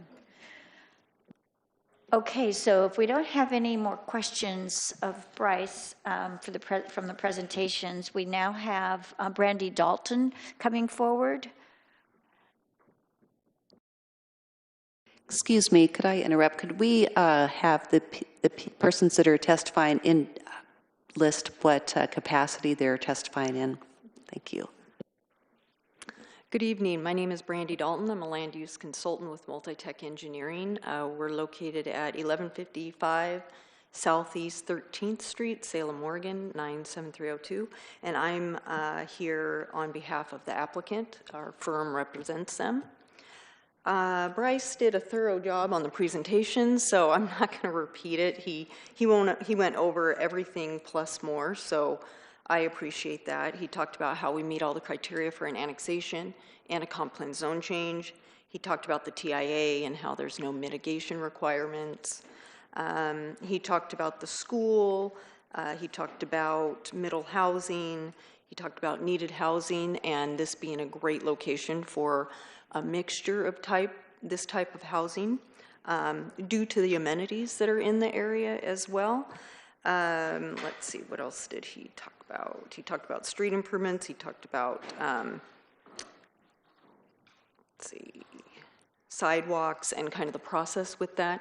So what I'm going to talk about is I'm going to go back to, I mentioned sidewalks because I'm going to talk about how this annexation and the comp plan zone change are step one in our process. So we're here to annex the subject property so then we can look at development. And with that, we looked at the site, and when I say we looked at the site with our clients and the owners of the property and determined the best layout. And Bryce did go over why the multifamily is on the southern portion, and it has to do with the street classifications, which makes sense for that, and to have the subdivision up along Walker Street, which is a lower street classification for traffic purposes. So this being step one, we get through the annexation and the comp plan zone change. If it gets approved, then our next step is to come in with our next applications, which subdivision, and then if we do any multifamily, site plan review. With that, we'll be working with the neighborhood association. They get notified. We can go to a neighborhood association meeting because I did see they did submit a lot of comments and we did review those. And Bryce, again, did a great job addressing those as well. And we'll be able to go to a neighborhood meeting and meet with neighbors and listen to all their concerns as well. So with that, I know some of you asked kind of how this process, this next step two will go for us. We do have somebody that's looked at developing the northern portion of the property into a subdivision. The subdivision will consist of single-family dwellings with middle housing in there as well, which is required. So with that would be a subdivision application. That would be first. That's what's being looked at first. And with that, you'd get conditions of approval that would entail improvements like sidewalks you were asking, so that northern portion would get sidewalks and connections to the school. And right now we do not have any plans for the southern portion. It's a great location, like I said, it meets all the criteria for a multifamily RM property. What will happen is when the time comes, whoever is our client, whoever takes on that property, will look at the market and what the market looks like. Is it for apartments or is it for something else? The RM2 zone allows apartments and duplex, townhomes, and certain kinds of middle housing. So there's a range of dwelling units that we could potentially see on that site, but we do not know at this point what that's going to look like, so it's hard for us to say. All we know is that density will be met, and it will help increase the housing needs in that, not only in that area, but in the city of Salem. So tonight I'm here to answer any questions. I also brought with me Natalie Janney. She's an engineer with Multitech as well. So if you have any questions for us, that's what we're here for tonight. Great, thank you. Does anyone have any? Councilor Tigan. Yeah, thank you. Thank you for your comments. So I guess I'm maybe just the action of designating the multifamily housing, the southern portion, actually rezoning it as part of tonight's decision, certainly made me think that was where you were interested in developing first. But am I correct, based on your comments, that actually the next step for you is to file a subdivision plat for the northern section and most likely develop the single-family housing, which, as Councilor Matthews had asked the question, it gets designated as a RS as you put in that subdivision application. That's what you're going to develop first? Well, I can't say what's going to happen tomorrow, but I do know that right now that's what we have on the table, and we do not know what's going on in the southern portion. So that's in the works, and there's nothing on the southern portion as of now. So what I can tell you, that's what you're going to see next, is the subdivision application. Okay, thank you. Councilor Matthews. So obviously the neighborhood association is not super in favor of the multifamily. Is it a cost reason that for the developer that the multifamily is most appropriate? Or, I mean, I understand that it meets all the qualifications, or at least it seems to, but as far as knowing that that's not necessarily what the community is desiring or wanting around it, is there a reason that we're going specifically for that, and it's coming down to the dollars? Whoops, sorry about that. A developer, again, I'm not, it's probably not even going to be the same person that takes on both of them. So you have different developers, and they have to look at what's feasible. And the amount of units that they put on there is going to dictate whether it's going to work for them or not. So you try to do that. We have a multifamily, it will appeal to certain developers. I can't speak for the owner of the property or the developer and say what their intentions were when doing that, but I do know that it's going to be two different people, and yeah, it's the number of units on it's going to dictate whether it's going to be feasible for them to develop it or not. So we have developers that take on different projects. Some do multifamily, some like the subdivision, so it's hard for me to answer that yet because we haven't looked at the site for multifamily. So we're just not there yet. Hi, Natalie Janney, Tech Engineering. I just wanted to add to what Brandy was saying that we've had a lot of subdivisions. We've had some along Cordon Road, and we have found, and our developers have found in the past too, that especially at the intersection of Cordon Road and another large road like Sunnyview is not the best place to put single-family homes. No, because you can't have any access onto Sunnyview, so you can't have driveways go out to it because of the proximity to the intersection with Cordon. And so that's your backyard. Your single-family backyard has to back up to that, and you have cars there. There's a traffic light. There's there's just a lot of noise there, and so that's another reason why we found that it's better to put the multifamily on that southern piece. Sorry. Thank you. That was good. Yeah, thank you. Yes, go right ahead. And this may be a question actually for staff. I'm not sure who would be the most appropriate to answer, but is there, obviously the single family, it sounds like, has some interest already. I think part of the city's goal obviously is to increase homeownership, and so single family is always attractive rather than just creating more apartments that just creates more renters, which is not a bad thing, but just it's always it's just one form. And so with that kind of being at least a thought, is there a zoning or anything that kind of allows for some more flexibility where in the event that the multifamily ended up not being the most attractive for the next developer that ended up looking at that they wouldn't have to come back and do this entire process to try to revert it to a single family? But instead, is there anything that gives us more flexibility, or a developer more flexibility, where whoever was open to purchasing it, so we could purchase it and utilize the zoning that we attribute to it? But yeah, whoever. Go ahead, Bryce. So Bryce Bishop, City of Salem again. So in terms of the zoning, the RM2 zone, as Brandy mentioned, it does allow more than just multifamily. It does allow, but if you're going to do a land division in the multifamily zone, you have to restrict you have to meet density always, of course, but you have to have 3 or more attached units per lot, or you have to do townhouse development. So you can do lower density, multifamily in the RM2 zone. If you're just going to have like 3 units on one lot, you have to have at least 3 or more on that lot, and then you could do individual townhouses. But again, in all situations, you're going to have to meet the density, which in the RM2, it's minimum 15 units per acre, maximum 31. There is the RM1 zone, which is our lower density multifamily zoning.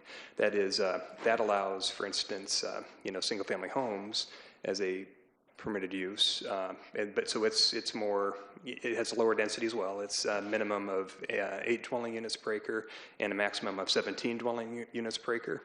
The 120 units that were like scoped in the TIA that was done for this project, that's only a density of 20 units per acre, so it's only 3 more units per acre over the maximum of the RM1 zone.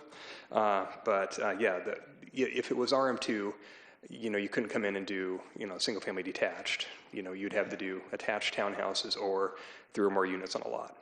Mm-hmm. Okay. All right. Thank you.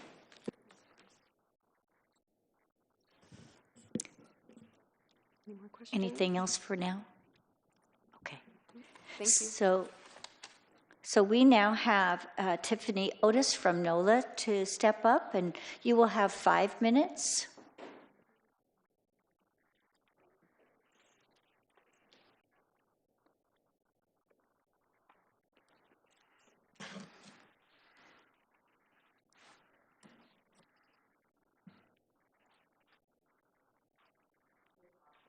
The clock will start once you start.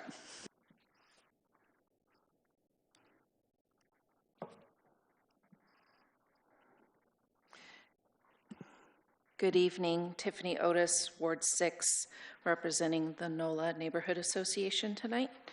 And I have prepared a slideshow presentation, as well as copies were provided to you.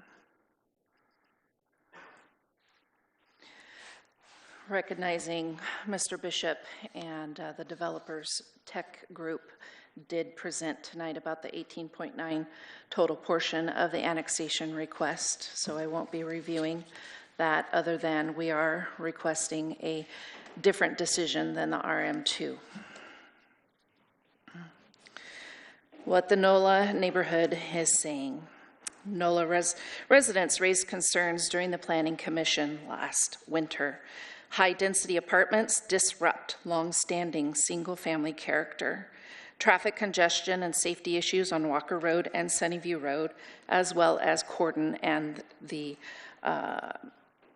multiple layers of traffic that happen during business hours of the 8 to 5 market. recognizing Mr. Bishop had shared that there had not been accidents after the speed bumps were put in. That's not true. There was an accident that happened right in front of my house on the speed bump, and the speed bump was part of the factor of the accident. There are considered traffic congestion issues along delivery vans and school buses, so this increase of traffic from the neighborhood will increase that even more.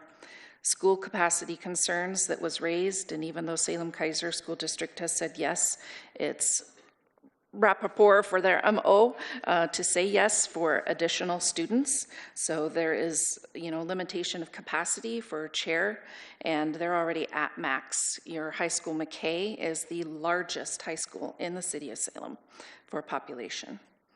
You have limited transit reliability just because we had the chariots used to run down Walker Road, and then with budget cut, they cut it directly from Walker Road, and then it's only on Sunnyview. Yes, it is a walkable distance, but as Councillor Varney pointed out, there's no crosswalk at that section.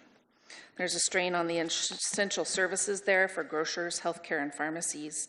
And then the existing vacancies in the multifamily complexes that already exist across the Northeast Salem area, including the area that was brought up at State and Cordon, and that there are homes that back up their backyard is on Cordon Road for the traffic noise that they were sharing, that it would be more appropriate for apartments, but there are single-family homes that are there. Your current vacancy rate for the fair market is 4 to 6%, and your affordable housing that I happen to volunteer at is at a 2.6 to 6.2 vacancy rate. We have wanting to preserve the character of our neighborhood area of single-family homes and not have two-story apartments. Middle housing is a better fit for the area. Oops, sorry, got ahead of myself there. There it goes. Middle housing to fit the scale and the neighborhood characteristics for single family. Also presenting the availability for, as Councillor Matthews brought up, about purchase of home and building wealth and generational wealth of being able to have home ownership. Moving on to the traffic and safety concerns, there is one crosswalk directly in front of Chavez Elementary with the speed bump that was put in at the time of the school. These are some of the accidents. This happened right across from the crosswalk of the school, took out the multifamily post box. This is an accident that's my car, the silver car. That was a Dewey driver at 6 a.m. in the morning. This is the neighbors that are going to present here in a little bit. This is the truck that landed in front of their driveway that caught air on the speed bump. Okay, Tiffany, thank you very much. Appreciate you. Thank you. You stay there in case we have some questions for you.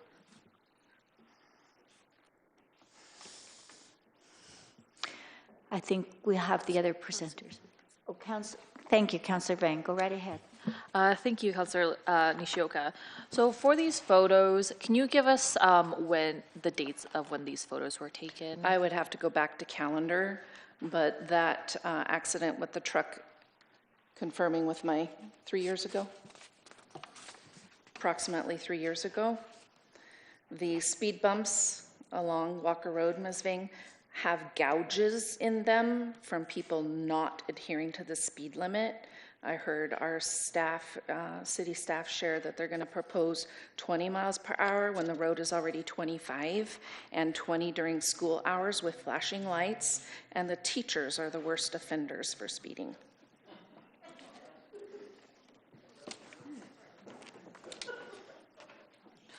Thank you. No further questions. Thank you. Does anyone else have anything? Okay, so we now have, it looks like it's Rob and Yvonne Dindundo.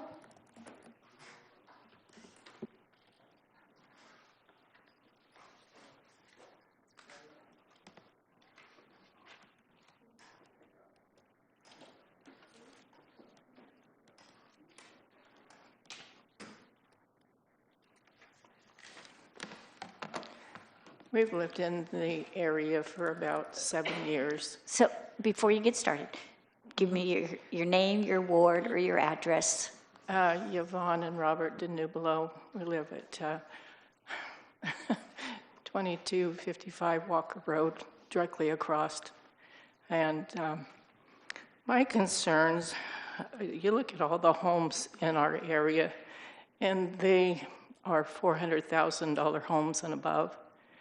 And I read this here about these multi-purpose homes, and I'm just wondering, what dollar amount are they going to go, and what type of people are going to be coming into that area, and what is that going to do to our property values? We have no crime to speak of there. When you get apartments in and things like that, there is more crime, and that's a concern for us at our age. So these are things that concern me, and what is it going to do to our property values? What is it going to do to our taxes? Are taxes going to go up with all this going on? That's about all I have to say.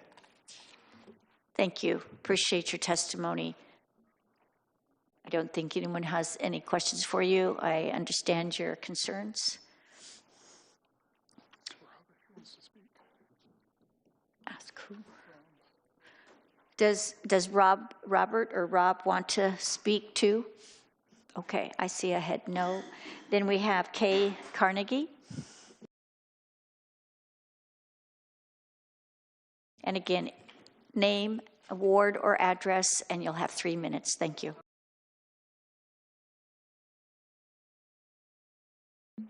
Good evening.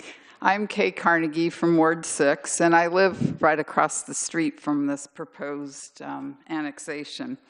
I speak in favor of the annexation of the land as outlined in the hearing notice we got, but I am not in favor of the zone change to multiple family residential for the 6 acres that's on the southern part of the property. I feel a better use of the land would be to offer more single-family houses or housing that consists of duplexes, triplexes, quadplexes.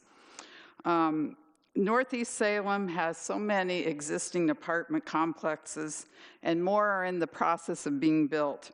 I hear on the news that there's a need for more affordable housing options for Oregonians besides renting an apartment. I would like to see the city look at more middle housing choices, which are designed to increase diversity and affordability in the neighborhood. Duplexes, triplexes, or quadplexes would be a better fit for blending in, but still diversifying our more traditional single-family neighborhood, which I've lived in since 1982. This option still addresses Oregon's housing shortage, but these smaller home types would provide more affordable home ownership options. The middle housing option promotes a walkable neighborhood and increases housing without large apartment buildings. Another concern is the amount of traffic from a large apartment complex that would enter and exit from Walker Road. Walker Road is oftentimes used as a diversion road for people getting around Cordon, or if there's accidents on Cordon, we get blocks of traffic that's almost like a parking lot. That we have had increase in traffic on Walker when they built Chavez, so that's already been taken into the traffic of Walker. But it's mostly in the morning or in the afternoon when school's on and off. But by having more single-family houses or middle housing options, the amount of traffic would be reduced some.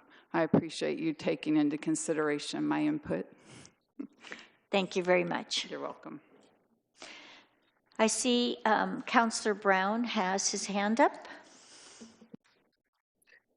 Thanks, Madam President. I just need a little bit of clarification. When Tiffany was sharing, she mentioned that there was an accident, and I believe that she said that she was in the car. But when Mr. Bishop was sharing, he said that there were no accidents. So I just need someone to clarify Were there accidents or were there not accidents? So in terms of, Councilor Brown, this is Bryce Bishop. In terms of what I had said in my presentation, that was based on crash data that the city had available. So we looked at that and we didn't see any, crashes after 2021. And so, then the speed bumps were put in 2023. But yeah, we just had what we had available to us at the city. So if there were other accidents that have occurred, they weren't reported in a fashion that we were able to look at a report and see those. Thank you. Tiffany, did you want to also respond with the date that happened? Thank you. Councilor Brown, I was not in the car. The two different photos of the silver cars, one was my daughter's car that was parked right there on the street in front of my house, and the other was my husband's car that was parked right there in front of the street. And we were not in the cars, they were parked. Okay, thank you. I just needed clarity because I wasn't sure if someone was harmed in the accident or not. So thank you. Did you want clarity on the date? Is that, you were also asking about the date, Councilor Brown? Yes, please. I will have to research the date and I'll get back to you. Thank you. Does anyone have any questions? Councilor Varney. Thank you. Not for the speakers, but just kind of overall, so I might wait till we do discussion. Okay. All right, so then I end the public hearing. The applicant gets 5 minutes for Okay. Thank you. Thank you. I understand that the applicant gets 5 minutes rebuttal. If you would like, you can take that and then we'll close the public hearing.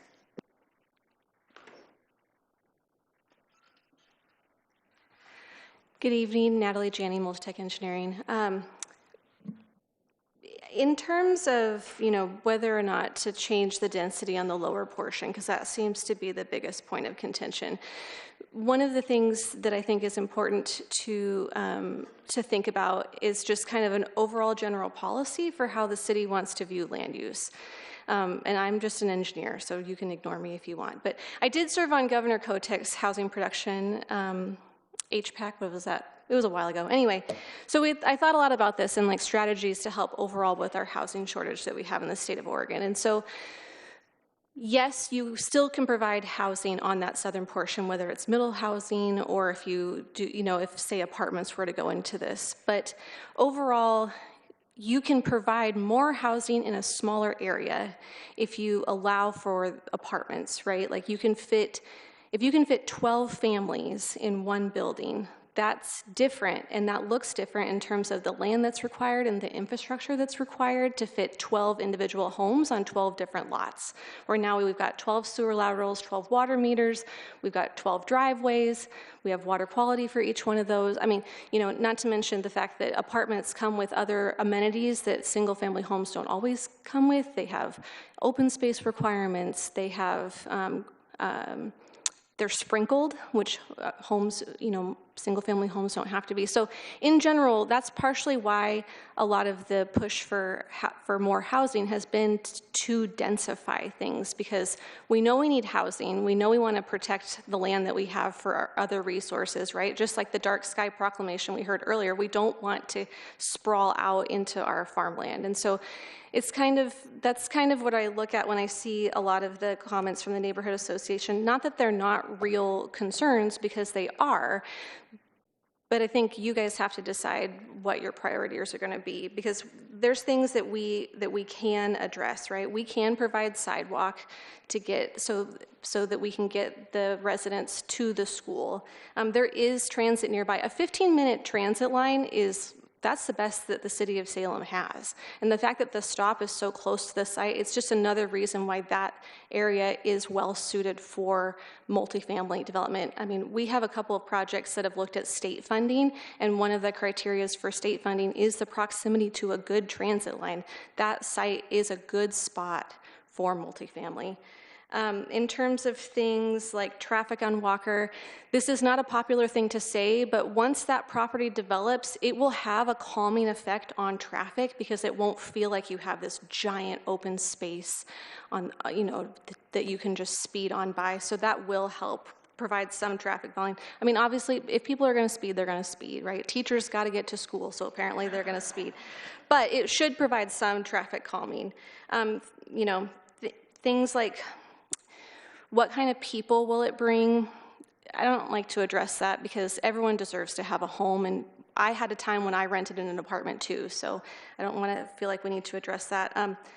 There was reference to a comment I had made about single-family homes, backyards on Corden, and I know which project she's talking about, but they're not at the intersection of Corden, and that's the difference, right? If you're going to be sitting by a signalized intersection where you're going to hear idling, that's why I made those comments about why we wouldn't want to put single-family near that intersection. I think I hit on most of them, so if you have any other questions, happy to answer them. Great, thank you. Any other questions? All right, so we're going to close the public hearing. Oh. Councillor Vang, you will make the motion.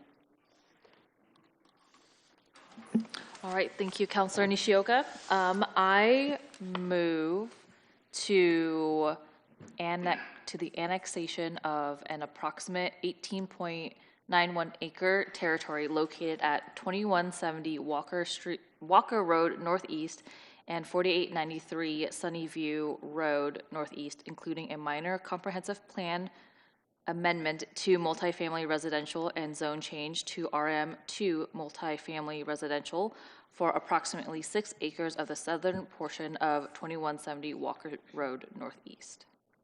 Second. Councillor Vang has made the motion. Councillor Tigan has seconded it. Thank you. So now we're ready for further discussion. Councillor Varney. Thank you very much. This probably isn't answerable this evening, but I'm curious, what is our goal in the housing production strategy, and how are we doing? Because I know we're doing a lot of building. So currently, the way the HNA stands is we have with our Salem project, we have enough land for multifamily because it's accommodated in different forms. In our mixed-use zones, we allow multifamily. In our multifamily zones, we obviously allow multifamily. But we also have a shortage of units, built units. And so whenever you have land that's multifamily and it will be for housing units, and as we've discussed, the RM2 zone does allow for triplexes, townhomes attached, and multifamily, that will help us get to our unit, need and help address our unit deficit in the city of Salem. Yes, go right ahead. So how many units are we moving toward? I just don't remember the number off the top of my head. Anyone remember? Lisa. So I don't have that number off the top of my head either. Okay, yeah, don't worry about that. Can I ask one more question? Okay. May I? Thank you. Are duplexes and triplexes usually owner-occupied? Yeah, they can be. It depends, maybe you might have an owner that lives in one half and they rent out the other half, but, oftentimes they're rented, to individuals. So it just depends on the model. There are folks in town that do rent, subdivisions that they do duplexes and they retain all of them and they rent them out as middle housing units that are rented, but it kind of depends on the, who's building them, if they're being sold to individual folks that are, using them for income, but, you wouldn't have, one owner being able to occupy, I guess, 3 units on a lot. So there's going to have to be, some rental, part aspect of it in the units that aren't maybe occupied by the owner of the lot, if that's the case. Oh, if you have one more, Laurel just pointed out we do have what's called the middle housing land division that we allow, and that's it was a new thing that the state has passed. So you can do like a duplex or a triplex or a fourplex or even a cottage cluster of 12 units on a lot around open space. And then, once you demonstrate that the total number of units on the parent lot, undivided, meet the standards, then the state law gives you flexibility to divide those middle housing units into individual lots, 1 unit on each lot. So there is a way to do that, but we haven't had a, we've had a couple middle housing land divisions in the city so far, but there is a vision at the state to allow housing to be developed for develop middle housing, but then allow folks to come in and then divide it into smaller lots. Now those lots don't have minimum lot size standards. They could be lots without frontage on a street. Pretty much when it comes to the land division side of it, as long as you have easements necessary for sidewalks to get to the front door of the units, that there's easements for all the utilities and like for the parking lots that are shared. You could have attach 3 units on a lot, and then you could essentially almost do a middle housing land division plat that looks like a condominium plat where the lot is just around the footprint of the unit itself, and then there would be easements for the utilities that go to each one of those individual units, and then there'd have to be maintenance agreements kind of for shared property and things. But there is a way to divide middle housing into individual lots, but it's not very common right now. We haven't had a lot. Hi, Lisa Anderson, Ogilvie, your planning administrator. So our current need that we're shooting for is 1,100 new dwelling units per year. And the state's going to assign us a higher number, but that's our current number. And last year in 2025, we permitted 854 units. Most of those were multifamily. 500 of them were multifamily. So we're not quite meeting that need every year at our current number, which is going to increase. Okay, thank you. Thank you, Lisa. Councillor Matthews. Well, and I think that kind of speaks to, honestly, my biggest concern with the multifamily zoning to start with, is that predominantly most of our units that are going in are multifamily. And so if you don't have somewhere for them to eventually, someone that's renting to eventually buy, because we aren't building those units, or at least we're not building them at a production cycle that actually supports the purchasing of affordable housing like that, it doesn't really help us in the long run. So while I do agree, obviously density is important, and that's what seems to be the primary objective of the state, and it's something we should definitely be looking at. It seems like we've really dug deep into the multifamily aspect, and I don't know if these, I know you just mentioned 500, I just pulled some data I couldn't find on our website, so I found it in an article, but it said 630 multifamily units completed last year, 91 middle housing units completed last year, and somewhere between 270 and 300 single-family homes. I don't know the accuracy of that, but that's kind of what at least the media report had for us for 2025. And so that seems like a structural imbalance when we're looking at the amount of multifamily homes that we're doing, or multifamily units. So not to say that should change tonight's outcome, but I do think that just from what does Salem, what do we want to look like in the future? I think that was kind of one of the questions that was brought up. I don't know. Right now it seems like we're a community of apartments is what it sounds like we're about ready to be. So I think that's my only concern with the multifamily zoning. Councillor Fang. Thank you, Councillor Nishioka. I don't know maybe this is more towards city staff, but given that we are butting up against Cordon Road and our urban growth boundary, and East Salem is a jigsaw of city, county, what is the collaboration look like with the county when shared issues come up in terms of traffic or safety or things that our residents bring to our attention? Like, what does that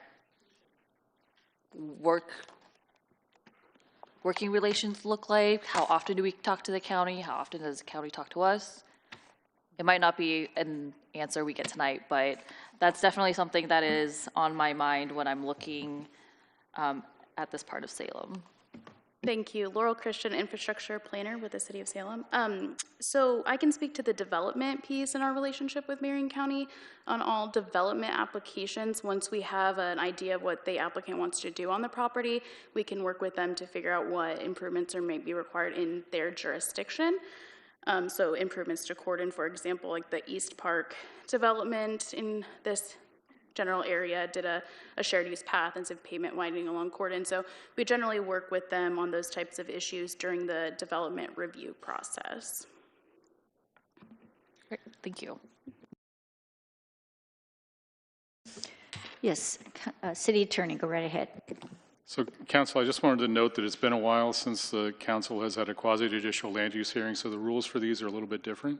We've already had the hearing, and the hearing's closed, and you're now in the deliberations portion. You can ask questions of staff, but staff needs to be really careful not to add new evidence into the record so we don't have an issue where folks have evidence that's been presented to them that they haven't had a chance to respond to. All right, thank you. I see a few people thinking. Councilor Varney, did you have a question? Well, or discussion? Now I don't know if I can even ask this. My question is, I'm thinking financially. I mean, is it more expensive for Public Works to maintain single-family residential than multifamily? Or is that acceptable or not? Probably not. Just scrap it from the record. Okay.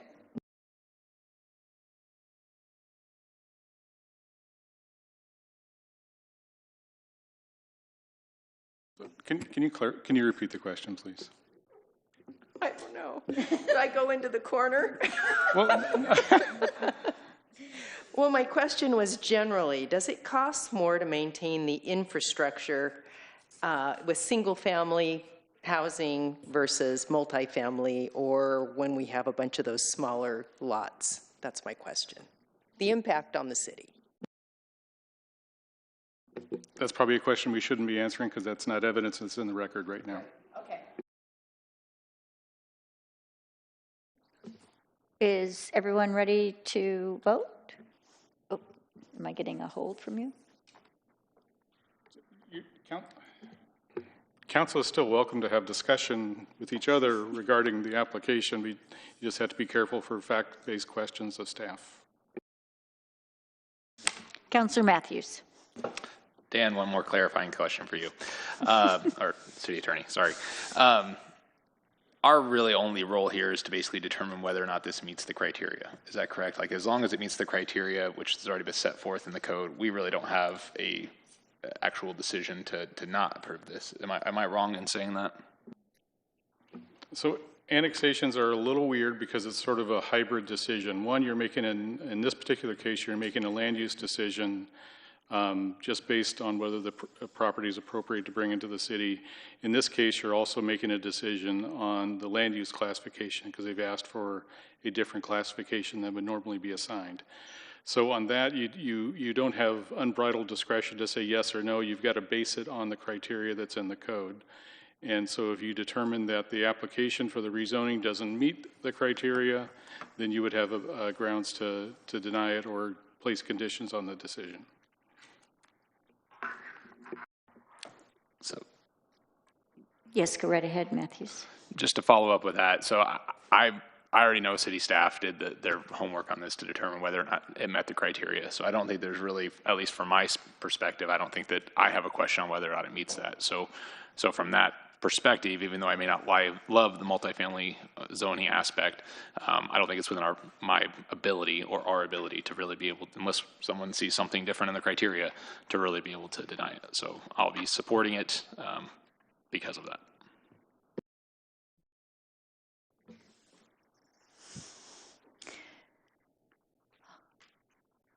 Madam President, I have a question. Oh, thank you for speaking up. Everybody's pointing, and I didn't know who they were pointing at. So go ahead, Councilor Brown. Thank you, and no worries. Just for clarification, so Mr. City Attorney, in regards to what we received and read and gone over, if we had additional questions for staff, this is not the time to ask it. We should have asked it before, correct? Dan Atchison, City Attorney. So to clarify, you can continue to ask questions of staff. Staff has to base their answers on evidence that's in the record. So if it's, a question about, acreage, what the zoning is, that sort of thing, evidence that's already in the record in the staff report, in the attachments that you have before you, they can answer based on that information. Got it. Thank you. So Madam President, I do have a question, and it may have been asked already, but my question is for the Housing Authority. How much closer are we to our goal given this possible new development? Like, how much closer will we get?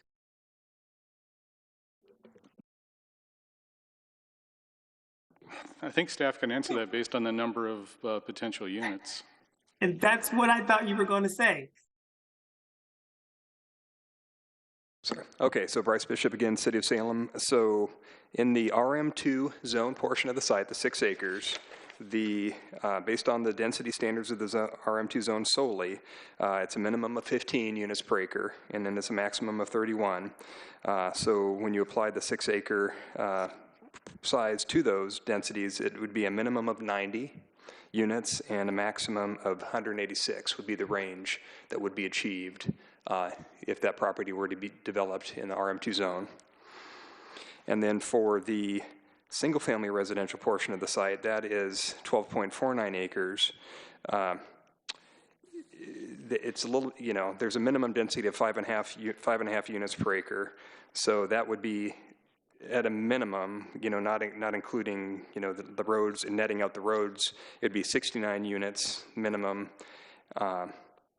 for that portion at a minimum of 5.5. So you'd be looking at, a maximum of 186 for the multifamily RM2, and then a minimum of 69 for the single-family residential. But there will be likely a little bit more than the 69 in the subdivision portion of the site. Thank you, Mr. Bishop.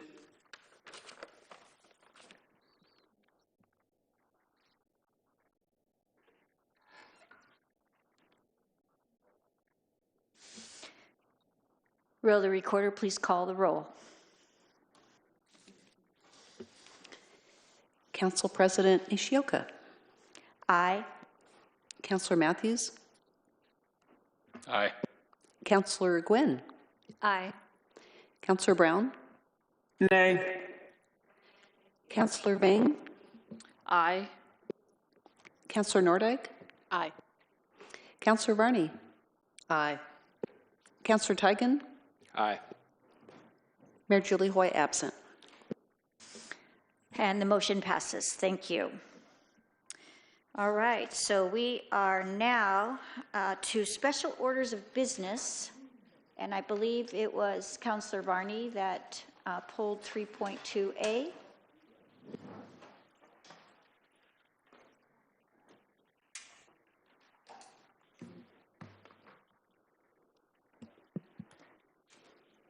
You need to make your motion, and somebody will second it, and then we will speak to it. I move that Council adopt resolution number 2026-9 to adopt the Salem Natural Floodplain Functions Plan and Floodplain Species Assessment. Second.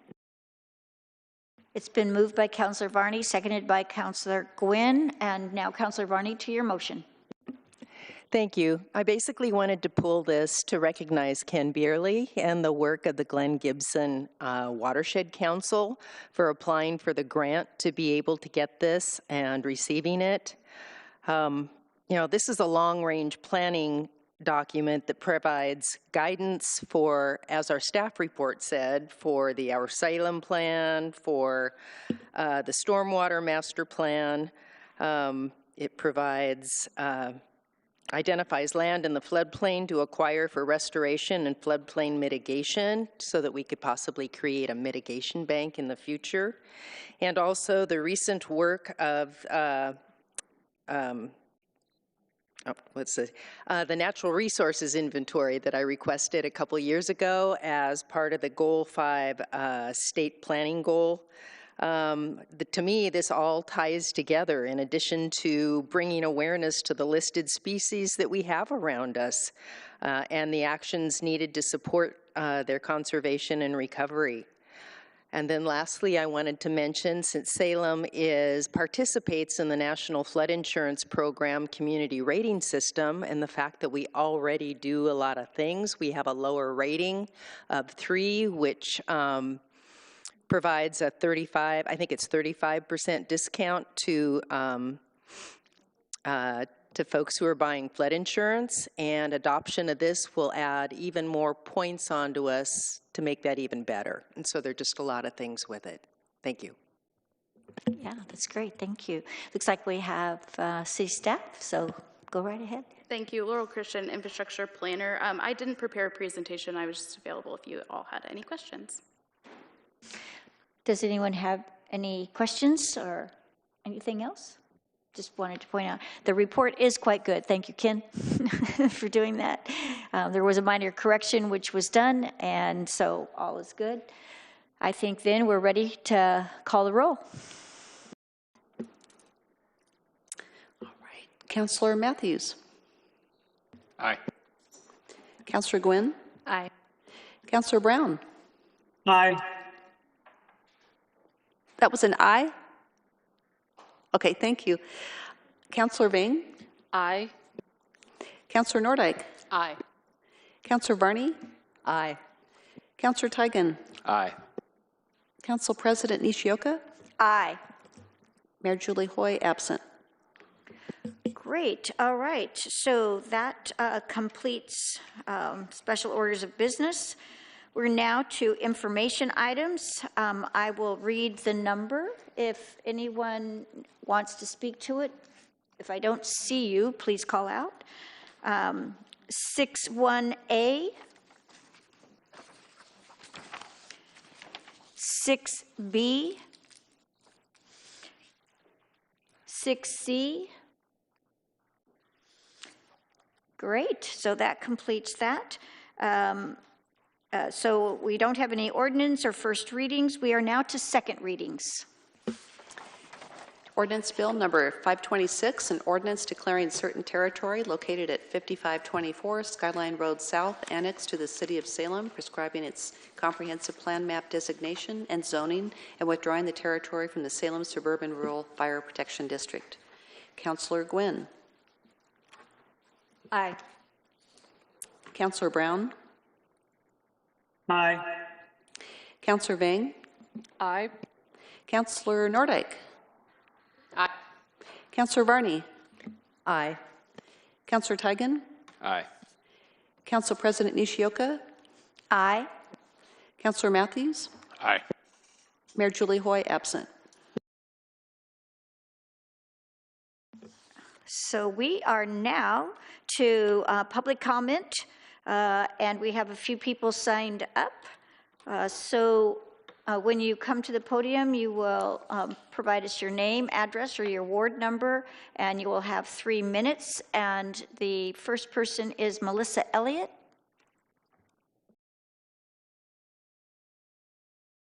Maybe Melissa has left us.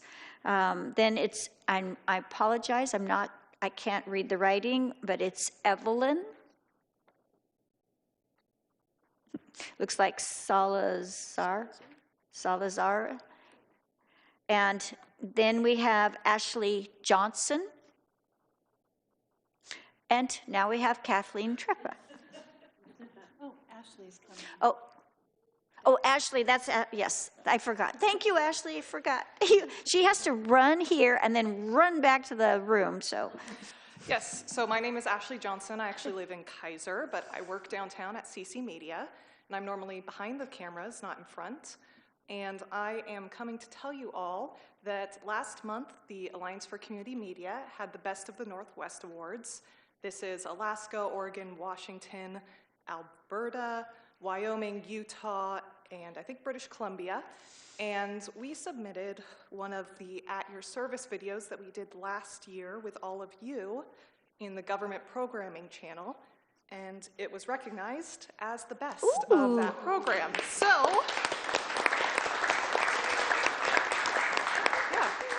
So thank you all. And we just want to publicly say that to all of you because that was something you were all a part of. So yeah, that's it.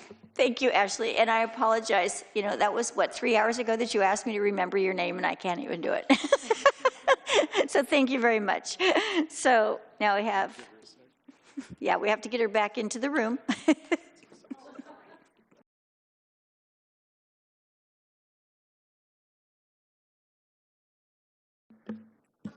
Hi, thank you very much. Kathleen Treppo, Ward 7. And I'm here tonight because I attended today's chamber forum for the council candidates. And I was and I am quite stunned. I listened to the format as it was explained by the CEO, Tom Hoffert, and I thought the format was a good one. And he also noted that the candidates didn't receive the questions in advance. However, as he went in reverse order by ward for the first round of questions, when we got to Ward 6, Betsy Vega read her responses. Every question that was posed to her, she read her response, supposedly to questions that she did not receive in advance.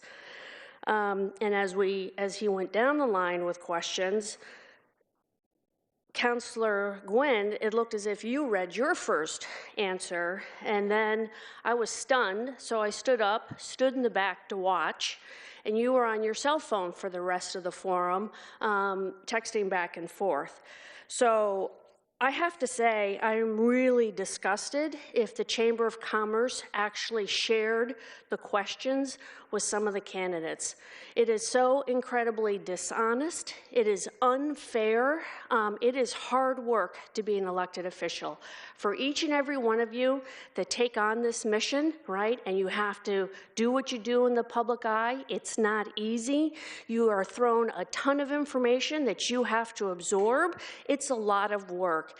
And for an institution like a Chamber of Commerce that is a community partner with the city, if they in fact shared the questions with the conservative candidates in advance, that is just abhorrent, and they should apologize to every candidate that didn't have the questions in advance. I just don't understand how that anybody could find that acceptable, and if I were a chamber member, I'd be horrified that my chamber did that to the council members and to the candidates that are running for council. It is completely not fair, and quite frankly, they should be ashamed of themselves, and anybody who accepted those questions in advance should be ashamed as well. So thank you all for doing what you do.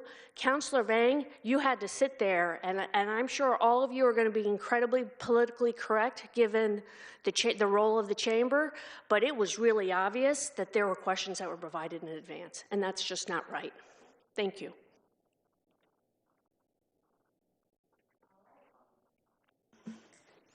We are adjourned.